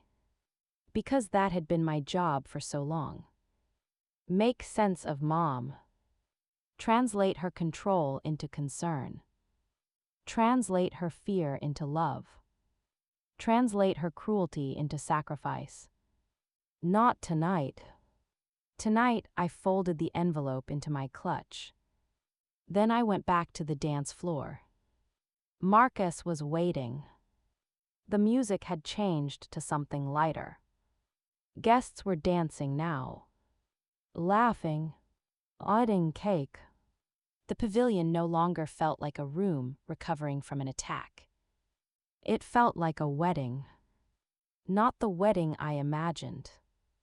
But maybe something stronger. Because it had been tested in public and still stood. At 11:48 that night, Marcus and I left under a tunnel of sparklers. People cheered. Rachel cried again. Hector waved like a judge dismissing court. Marcus's mother hugged me so tightly I could barely breathe. I laughed. Actually laughed. As we got into the car, I looked back once at the pavilion. The fairy lights. The flowers. The people who stayed. And behind it all, beyond the hedges, the garden gate where my mother had stood half inside and half outside of my life. The car pulled away. Marcus reached for my hand. On my lap sat my clutch. Inside it, my mother's letter waited. But for once, I did not open my pain immediately just because someone had handed it to me. I leaned back against the seat, closed my eyes, and let myself be married. Hours later in the hotel room, I finally opened my mother's envelope, and the last paragraph was the first honest thing she had written in years. The room was quiet. Too quiet after the wedding. The kind of quiet that makes your ears search for noise because your body still thinks 200 people are nearby, whispering, clapping, gasping, watching. Marcus had taken off his jacket and loosened his tie. His shoes were by the chair. My veil was folded carefully over the back of the sofa. The city lights came through the hotel curtains in thin silver lines. I sat on the edge of the bed in my wedding dress because I hadn't had the energy to change yet. The dress still looked beautiful, but now it carried the day inside it.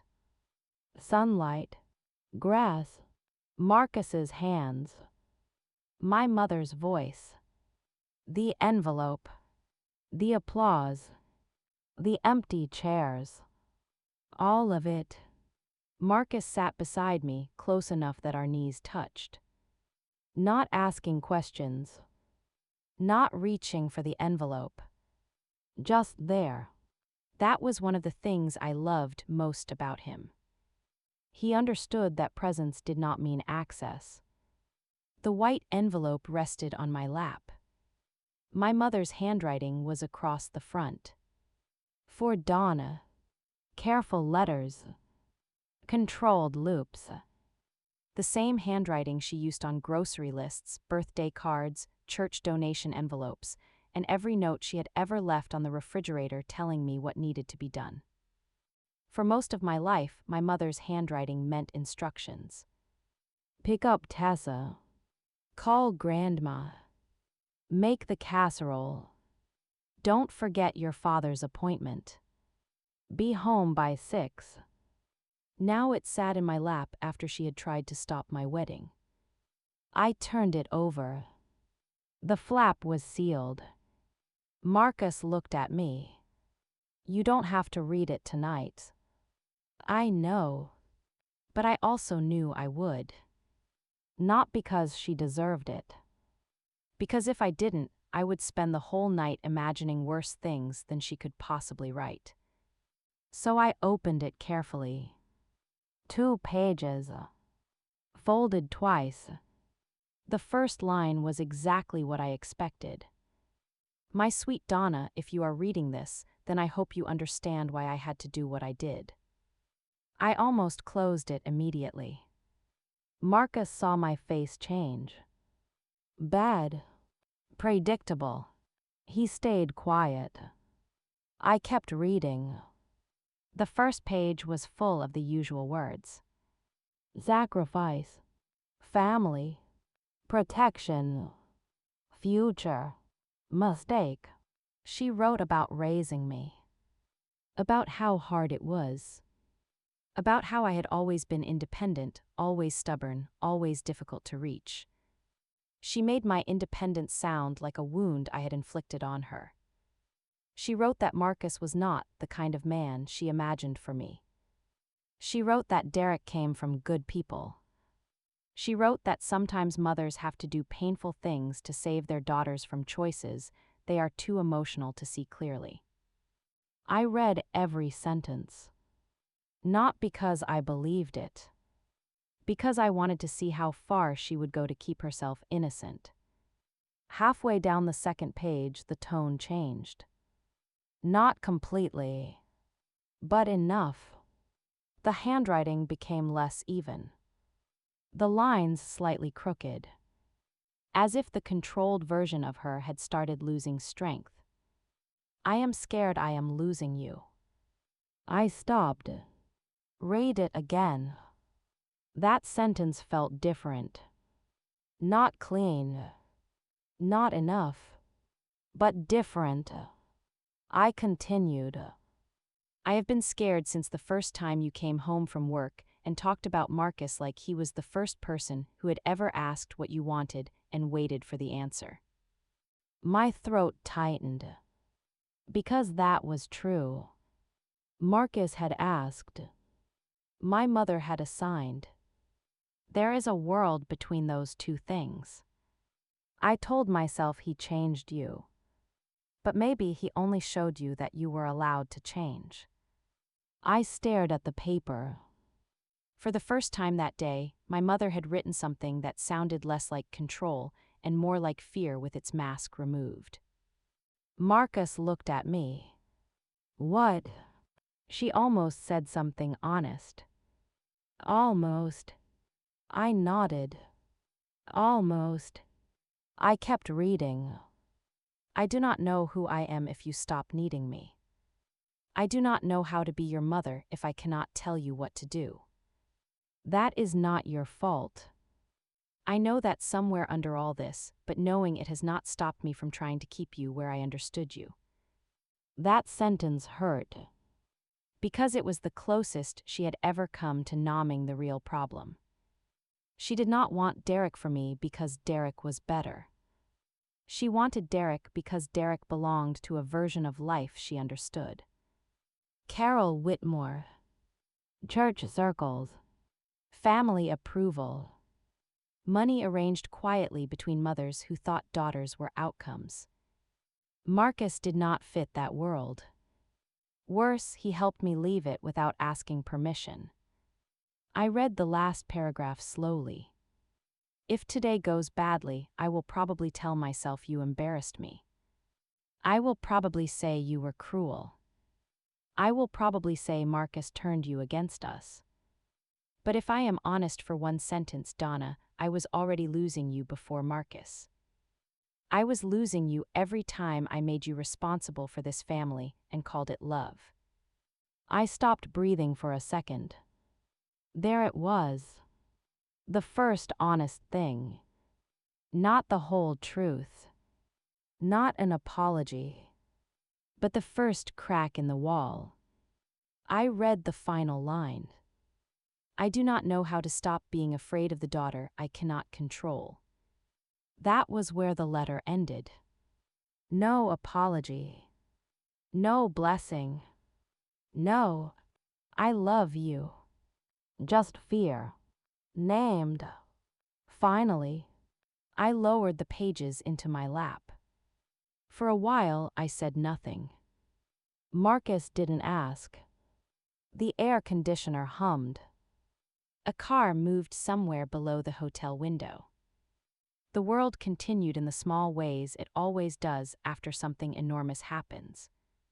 Finally, I said, "She knew." Marcus turned toward me. She knew what? That she was losing me before today. He nodded slowly. Did she know why? I looked at the letter. She got close. Close isn't the same as accountable. No, but close was more than I had expected. That was the problem. It is easier when people who hurt you are only monsters. It is harder when they are scared people who still made monstrous choices. My mother's fear was real. But so was the $40,000. So was Derek in row 3. So was my father's speech. So was Tessa's phone. So was the fact that she planned to break me publicly because she could not handle losing private control. I folded the letter carefully.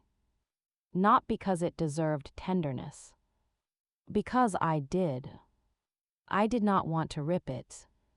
I did not want to throw it across the room. I did not want my wedding night to end with me performing anger for an empty audience. I placed the letter back inside the envelope. Then put it in the nightstand drawer. Marcus watched me. What happens now? I looked at my ring. Then at him. Now we go home. He waited. We build our life. And them. I thought about my mother standing near the garden gate, my father sitting in the back row, Tessa lowering her phone, 3 empty chairs at the reception. They can decide if they want to be in it. Marcus nodded. That was enough. He didn't tell me to forgive them. He didn't tell me to cut them off forever.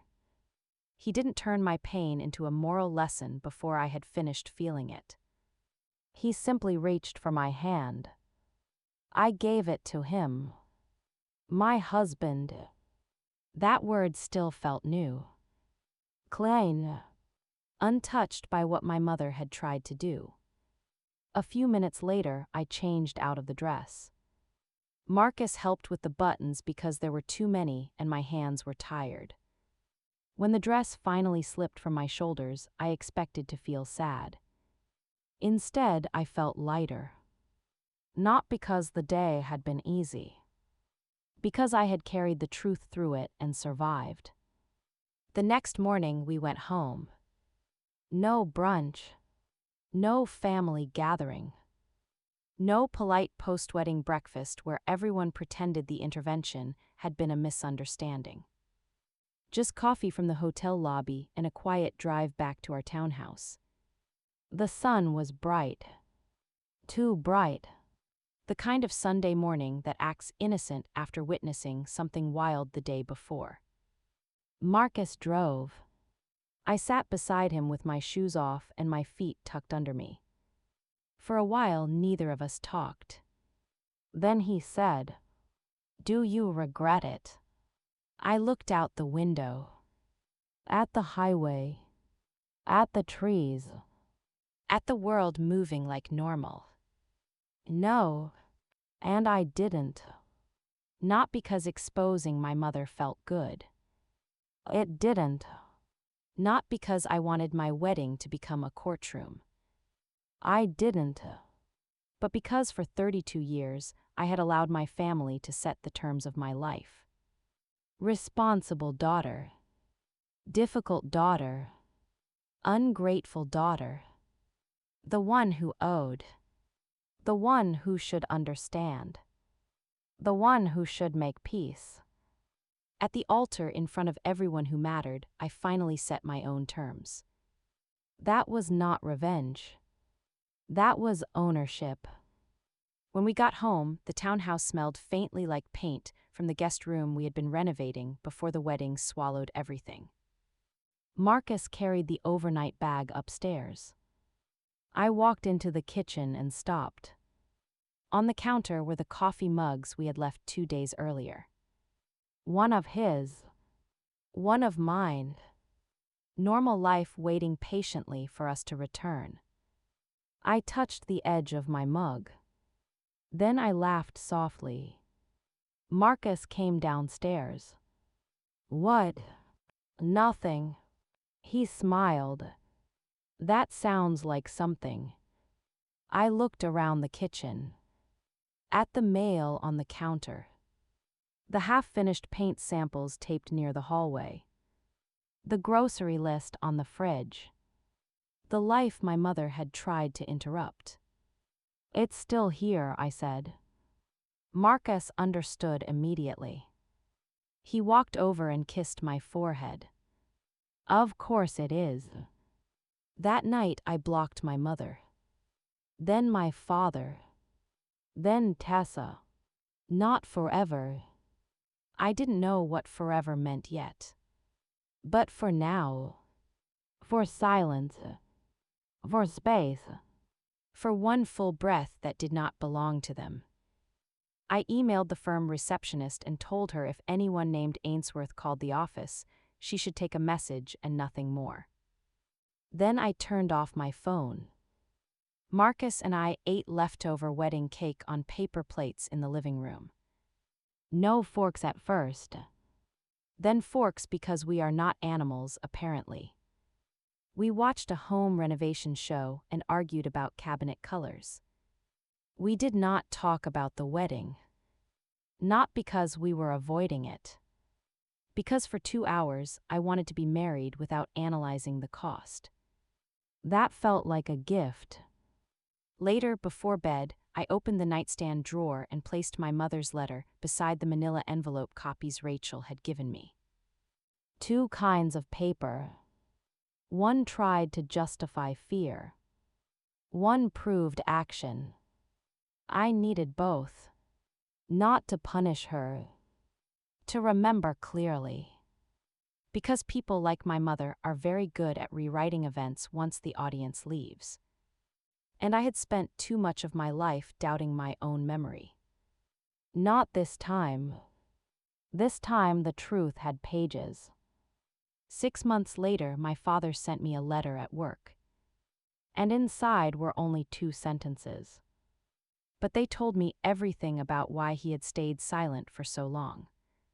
6 months later, my father sent me a letter at work. Not to the townhouse. Not through my mother. Not through Tessa. To my office. Brennan and Associates. Downtown Knoxville.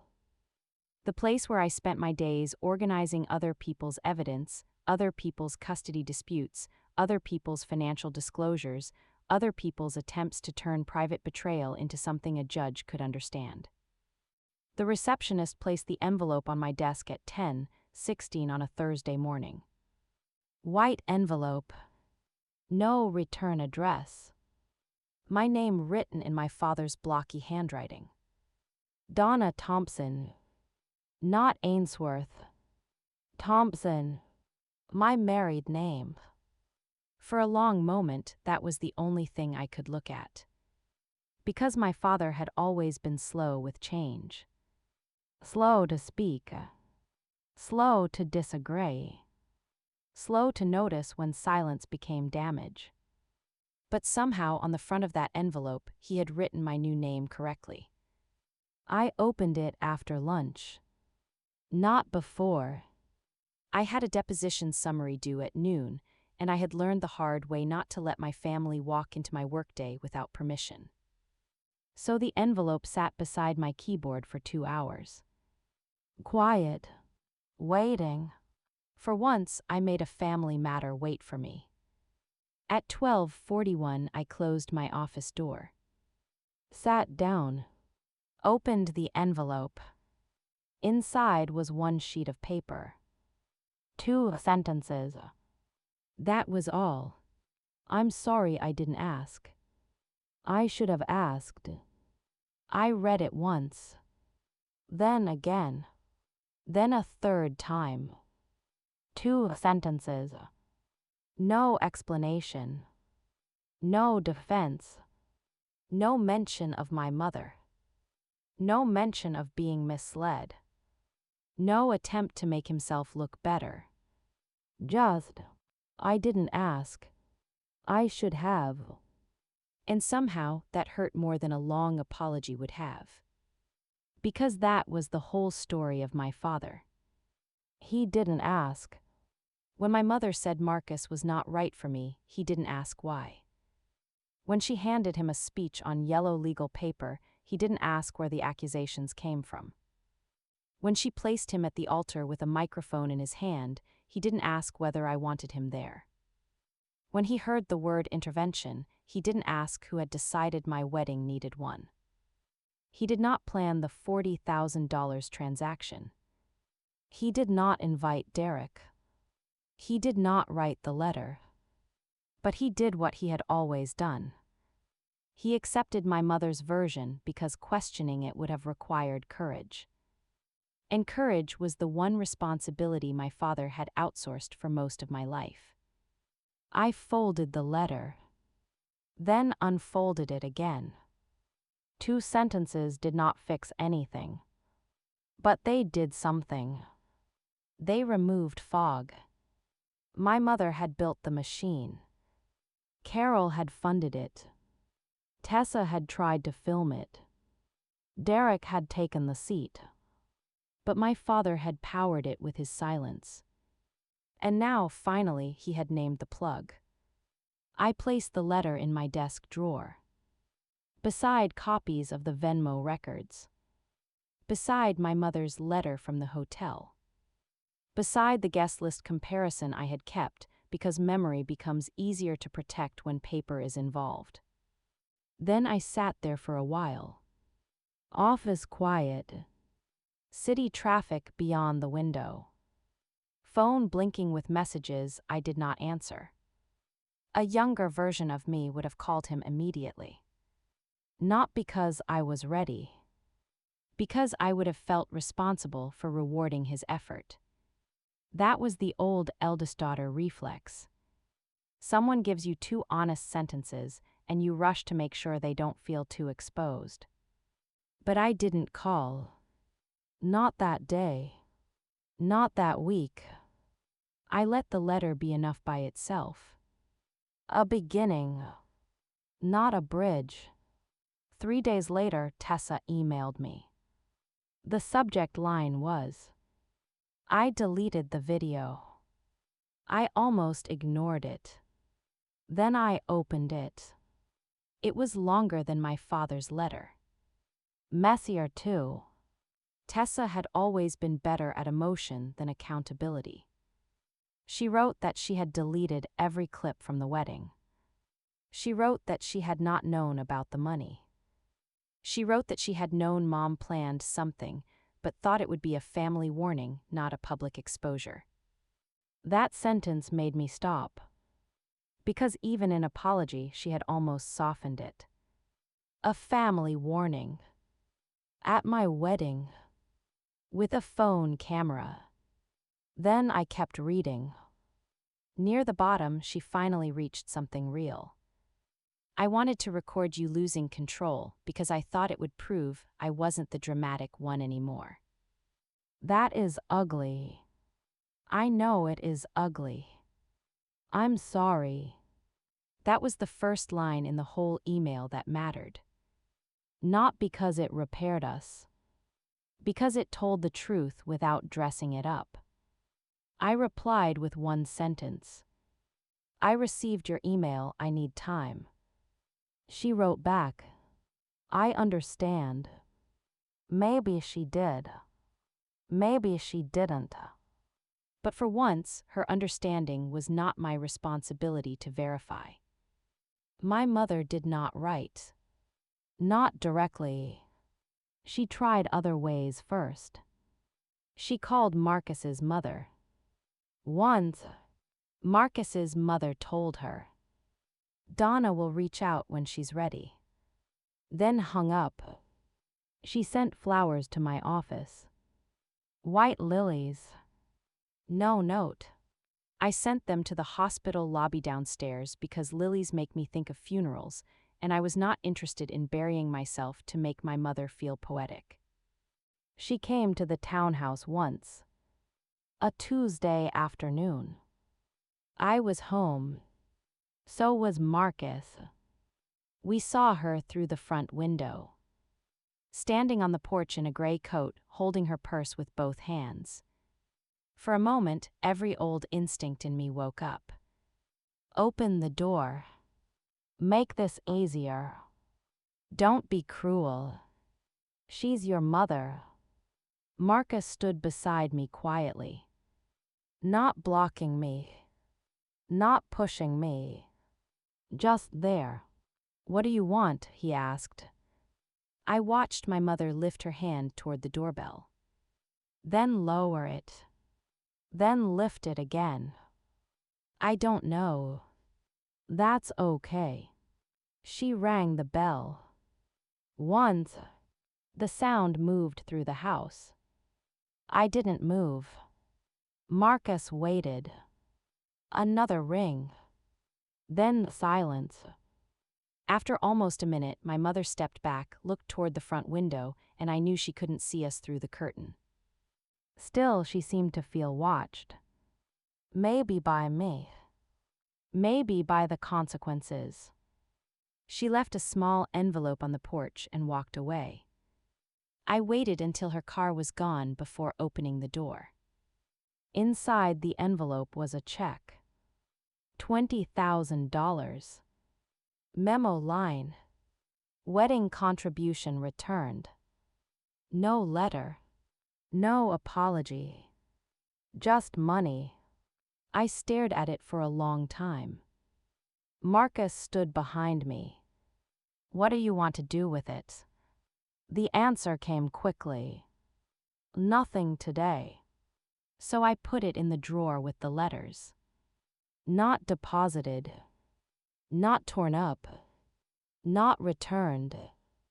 Just held. Because some decisions deserve to be made after the anger cools and the truth stays. A month later, I mailed it back. Not to my mother. To Carol Whitmore. With a copy of the Venmo records and a note written on firm stationery. I am returning the portion my mother passed through my wedding. Do not contact me again. Hector reviewed it before I sent it. He circled one phrase, crossed out please, and said, "Never make boundaries sound like requests." That was good advice. For legal letters. And for life. By October, the townhouse smelled like coffee, sawdust, and paint. Marcus and I were renovating the guest rooms slowly. Not because we had immediate plans. Because building something together felt good. One wall was soft green. One was still primer. There were paint samples taped near the window and dropped cloths on the floor. On Sunday mornings, Marcus read blueprints at the kitchen table while I worked through case notes or house plans or grocery lists. Marriage, I learned, was mostly made of ordinary things. Laundry, coffee, bills, someone remembering to buy eggs, someone else noticing the back door stuck when it rained. And after a wedding like ours, ordinary felt sacred. Then one Thursday evening, I called my father. I didn't plan it days in advance. I didn't rehearse. I just picked up the phone after dinner, walked onto the back porch, and dialed. He answered on the third ring. Donna. His voice sounded older. Careful. Like he was holding something breakable. Hi, Dad. Silence. Then a breath. Hi, sweetheart. That word hit me unexpectedly. Not because it fixed anything. Because it still belonged to us somehow. Even after the altar. Even after the microphone. Even after the back row. We talked for 15 minutes. Nothing dramatic. He told me about his tomato plants. He said the gutters needed cleaning. He mentioned the neighbor's dog had puppies. He did not ask when I would speak to my mother. He did not ask for forgiveness. He did not explain. At the end, he said, "I'm glad you called." I looked out at the dark yard. I am too. After I hung up, Marcus came outside. How was it? I thought about it. Quiet. He nodded. But real. That was the best word. Real. Not healed. Not easy. Not warm enough to trust fully. But real. And after a lifetime of performance, real was not small. My mother still had not reached out cleanly. No direct apology. No honest letter. No sentence that began with, "I took money," or "I tried to stop your wedding," or "I treated your life like something I could buy back into place." Maybe she would one day. Maybe she wouldn't. I stopped trying to predict her growth because prediction had become another way of staying attached to the old system. The door was not locked, but it was closed. And for the first time in my life, I understood the difference. A locked door says never. A closed door says knock properly. My mother had spent my whole life walking in without knocking. Now she would have to learn. Or stay outside. Both options belonged to her. And my life finally belonged to me. The first time my mother knocked properly. It was almost a year after the wedding. And she came holding nothing but the truth. The first time my mother knocked properly. It was almost a year after the wedding. Not 6 months. Not 3. Almost a full year. By then, the story had stopped being fresh for everyone else. That is one strange thing about family scandals. For the people watching, they become stories. For the people inside them, they become weather. The wedding intervention became something people in Knoxville whispered about for a while. Someone had recorded parts of it. Not Tessa eventually. Someone else. A guest near the back. A short clip made its way to a local gossip page before disappearing 2 days later. The caption was ugly. Something about a mother selling her daughter's wedding. For a week, my office phone rang more than usual. Then it slowed. Carol Whitmore disappeared from my mother's church circle. Derek moved to Atlanta. Tessa deleted her public accounts, then returned months later with a private profile and no videos. My father and I spoke once every few weeks. Quiet calls. Tomatoes. Weather. Gutters. Sometimes Marcus. Sometimes work. Never my mother unless I brought her up. And I rarely did. My mother, for the first time in my life, stayed outside a door she had not been invited through. No big apology. No dramatic visit. No public post about being misunderstood. Just silence. At first, I thought it was pride. Then I thought it was shame. Eventually, I stopped trying to name it. Because my mother's silence was no longer my assignment. That was the biggest change. For 32 years, I had treated her emotions like weather reports I had to study before leaving the house. Is Mom angry? Is Mom disappointed? Is Mom going to cry? Is Mom going to say after everything I've done for this family? Now I woke up and checked my own sky first. That felt like freedom. Small freedom. Ordinary freedom. The kind nobody claps for. Marcus and I spent that year building quietly. The guest room became an office. Then half an office, half storage. Then eventually maybe a nursery, though we stopped saying that out loud because not every hope needs an audience before it has roots. I got promoted to senior paralegal. Hector gave me a raise and told me I had earned it before I was ready to hear it. Rachel started law school applications because apparently surviving my wedding had convinced her she liked legal strategy more than event planning.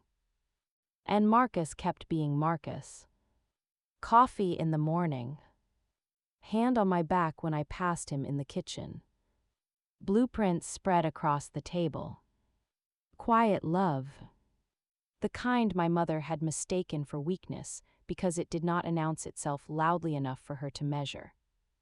Then, one Saturday morning in April, the doorbell rang. It was 9:12. I remember because Marcus was at the hardware store buying cabinet handles, and I was standing barefoot in the kitchen eating toast over the sink like a person who had technically survived adulthood but not mastered plates. The bell rang once. Then no second ring. No knocking. No phone call immediately after. Just one ring. And waiting. That was new. I walked to the front window. My mother stood on the porch. She wore a gray cardigan and dark pants. No pearls. No perfect church dress. No tote bag. No envelope. No flowers. No check. Nothing in her hands. Just herself. That frightened me more than all the other versions. Because my mother had always brought props. A purse, a speech, a letter, money, something to hold so she did not have to arrive empty. But that morning she came with nothing. I opened the door but kept my hand on the frame. She noticed. Her eyes dropped to my hand, then back to my face. May I speak to you? Not, we need to talk. Not, I'm your mother. Not, please don't shut me out. May I? Permission. A small phrase. Almost too small to matter. Except with my mother, it mattered a lot. I stepped onto the porch instead of inviting her inside. The message was clear. This was not access. This was a beginning. She accepted it. We stood facing each other in the cool morning air. Across the street, someone was mowing a lawn. A dog barked twice. Life continued around us with no respect for emotional timing. My mother took a breath. I took the money. My whole body went still. She didn't soften it. Didn't say. Carol offered. Didn't say. I thought I was helping. Didn't say. You have to understand. Just. I took the money. She continued before I could respond. I took $40,000 from Carol Whitmore because I wanted leverage over your wedding. The word leverage landed hard. Because it was accurate. Ugly, but accurate. I told myself I was protecting you, she said, but I was protecting the version of your life I understood. Her eyes filled, but she did not cry loudly. She did not step toward me. She did not reach for my hand. Good. I wrote the speech your father read. I know. I lied about Marcus. I know. I invited Derek because I thought public pressure would make you fold. The air seemed colder for a second. There it was. The truth without decoration. No motherhood halo. No sacrifice language. No fear costume. Public pressure. Make you fold. My mother closed her eyes briefly. When she opened them, she looked older than she had at the wedding. Not because of time. Because truth ages people quickly when they stop hiding from it. I tried to humiliate you into obedience. That sentence was the first full apology. Not, I'm sorry you were hurt. Not, I'm sorry it went wrong. But a real numbing. I leaned against the door frame. For once, I didn't feel the need to help her continue. She had come to speak. So she would speak. I have been waiting for you to call, she said. That sounded like the old her for half a second. Then she corrected herself. No, that's not fair. I have been hoping you would call so I wouldn't have to come here and say this first. That honesty mattered too. I was ashamed. She swallowed. And I was angry that shame did not make you come comfort me. There it was. My mother finally seeing the structure. How even her guilt had expected service from me. I kept thinking you would understand eventually, she said. Then one day I realized that what I really meant was, I hoped you would get tired enough to make this easier for me. I looked at her then. Really looked. This was not the woman from the altar. Not the woman with the letter. Not the woman pointing toward row 3 like my life was a seating chart problem. This woman had less polish. Less certainty. Less control. Maybe less power. But more truth. I cannot undo what I did, she said. No. She nodded. I cannot ask you to trust me. No. I cannot ask to come inside. I stayed silent. She looked toward the door behind me, then back at my face. I would like to earn a conversation one day, not today if you don't want, not inside if you don't want, but one day. That was the first request she had made that did not assume the answer. I considered it. Not because I owed her. Because for the first time, she was asking for something possible instead of demanding something impossible. Trust could not be given at the porch. But a conversation. Maybe. Not forgiveness. Not full repair. Just one measured conversation with the door still visible. Coffee, I said finally. Her face changed. Hope arrived too quickly. I stopped it. Not today.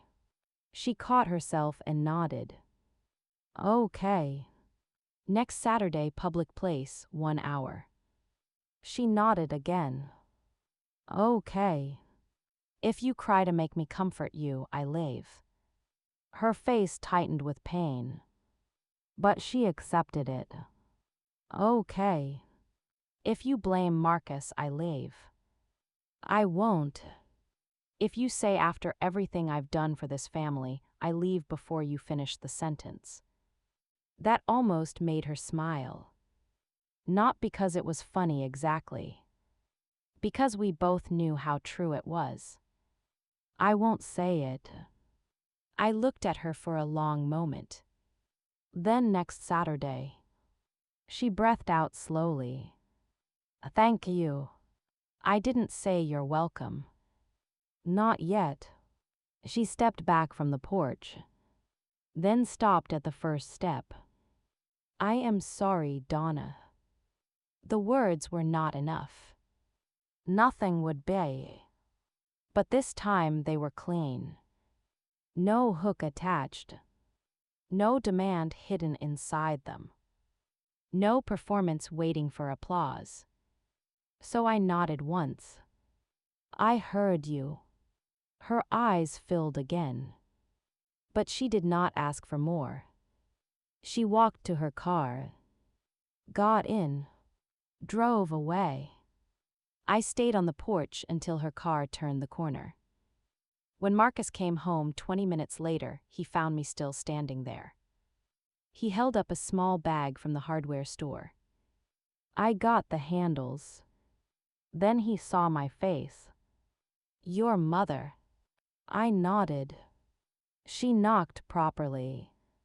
Marcus set the bag down beside the door. What does that mean? I thought about the answer.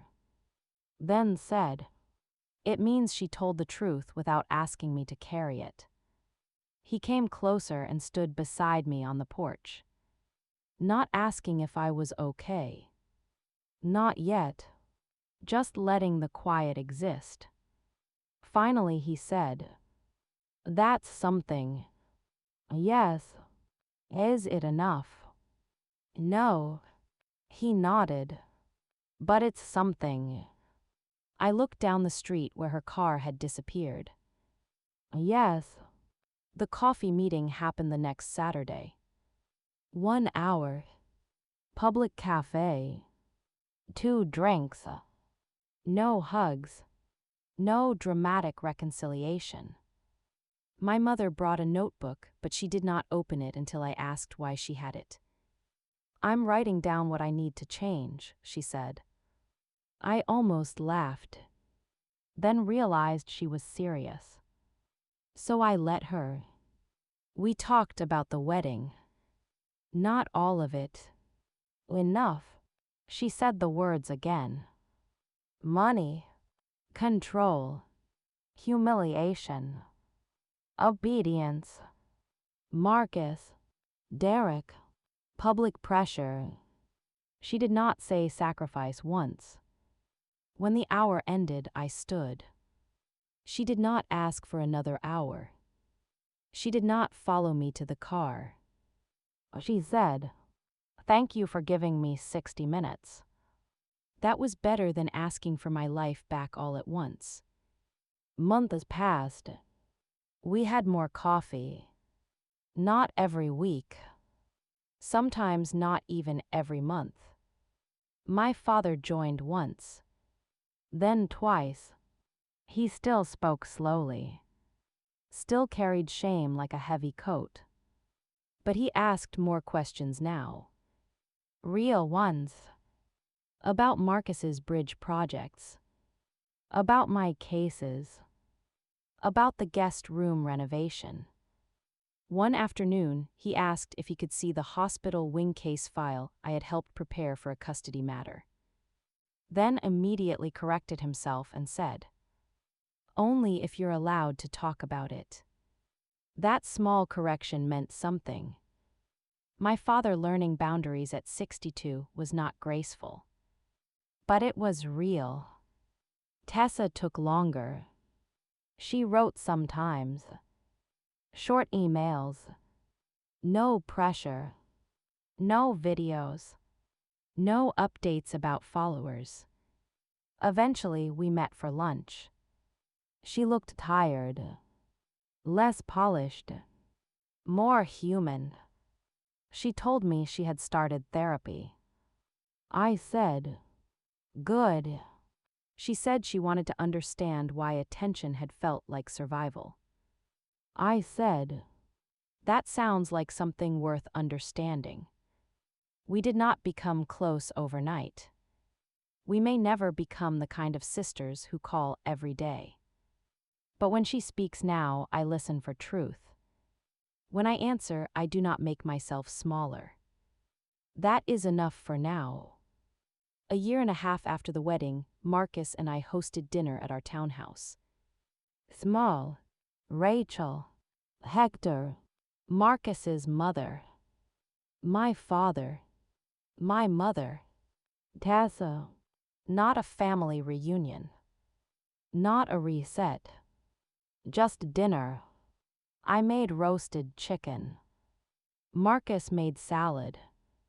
Rachel brought dessert and announced she was not responsible for anyone's emotional growth after 8 p.m. My mother asked before helping in the kitchen. Actually asked, "Would you like help or would you prefer I sit down?" I stared at her for half a second. Then handed her plates. "Plates are safe." She smiled carefully. "Plates are safe." My father helped Marcus fix the back door because it was sticking again. Tessa set the table and did not film it. Small things. Almost boring things. Exactly the kind of things repair is made of. Before dessert, my mother looked around the table. Not at the room like she owned it. At the people. Like she was grateful to be allowed near them. Then she said, "I want to say one thing and then I won't make the evening about it." Rachel muttered, promising start. My mother actually laughed softly. Then she looked at me. "I tried to turn your wedding into a warning. You turned it back into a choice. I am grateful you built a life strong enough to survive what I did." The table went quiet. I looked at Marcus. Then at Rachel. Then back at my mother. "Thank you." And that was all. No speech. No tears. No hug that erased the past. Just a thank you. Then Rachel served cake too aggressively and life moved on. That is the part people don't always understand. Healing does not always arrive as a grand scene. Sometimes it arrives as your mother passing plates without taking over. Your father asking before assuming. Your sister putting her phone away. Your husband squeezing your knee under the table because he knows exactly how much ordinary peace cost. And me. I still keep the manila envelope. Not on display. Not as a weapon. In a drawer. With my mother's letter. My father's 2 sentences. The returned check copy. Evidence. Not because I live in the wound. Because I will never again let anyone tell me it didn't happen. The wedding photo in our hallway is not the kiss. It is not the first dance. It is not even the moment I exposed the transfers. It is the photo taken right after Reverend Patricia said, "Now shall we begin?" Marcus and I are standing under the pergola. My hand in his. The microphone lowered. My mother near the gate. My father in the back row. Row 3, seat 7 empty. And me facing forward. That is the photo I chose. Because it tells the truth. Not the klein truth. The whole truth. My family tried to stop my wedding. My mother put a price on my future. My father stayed silent until silence made him guilty. My sister tried to turn my pain into proof. And still, I got married. Still I spoke. Still I chose. That is what I remember most. Not the scandal. Not the money. Not even the applause. I remember the moment after the lie collapsed and before the vows began. That tiny space where the whole garden waited. And I realized no one else was holding my life anymore. Not my mother. Not my father. Not Derek in row 3. Not Carol's money. Not Tessa's camera. My life was in my hands. And I chose to begin. Because sometimes the people who say they are protecting your future are really trying to purchase control over it. And the only way to break that contract is to stand in front of everyone, hold up the proof, and choose yourself anyway.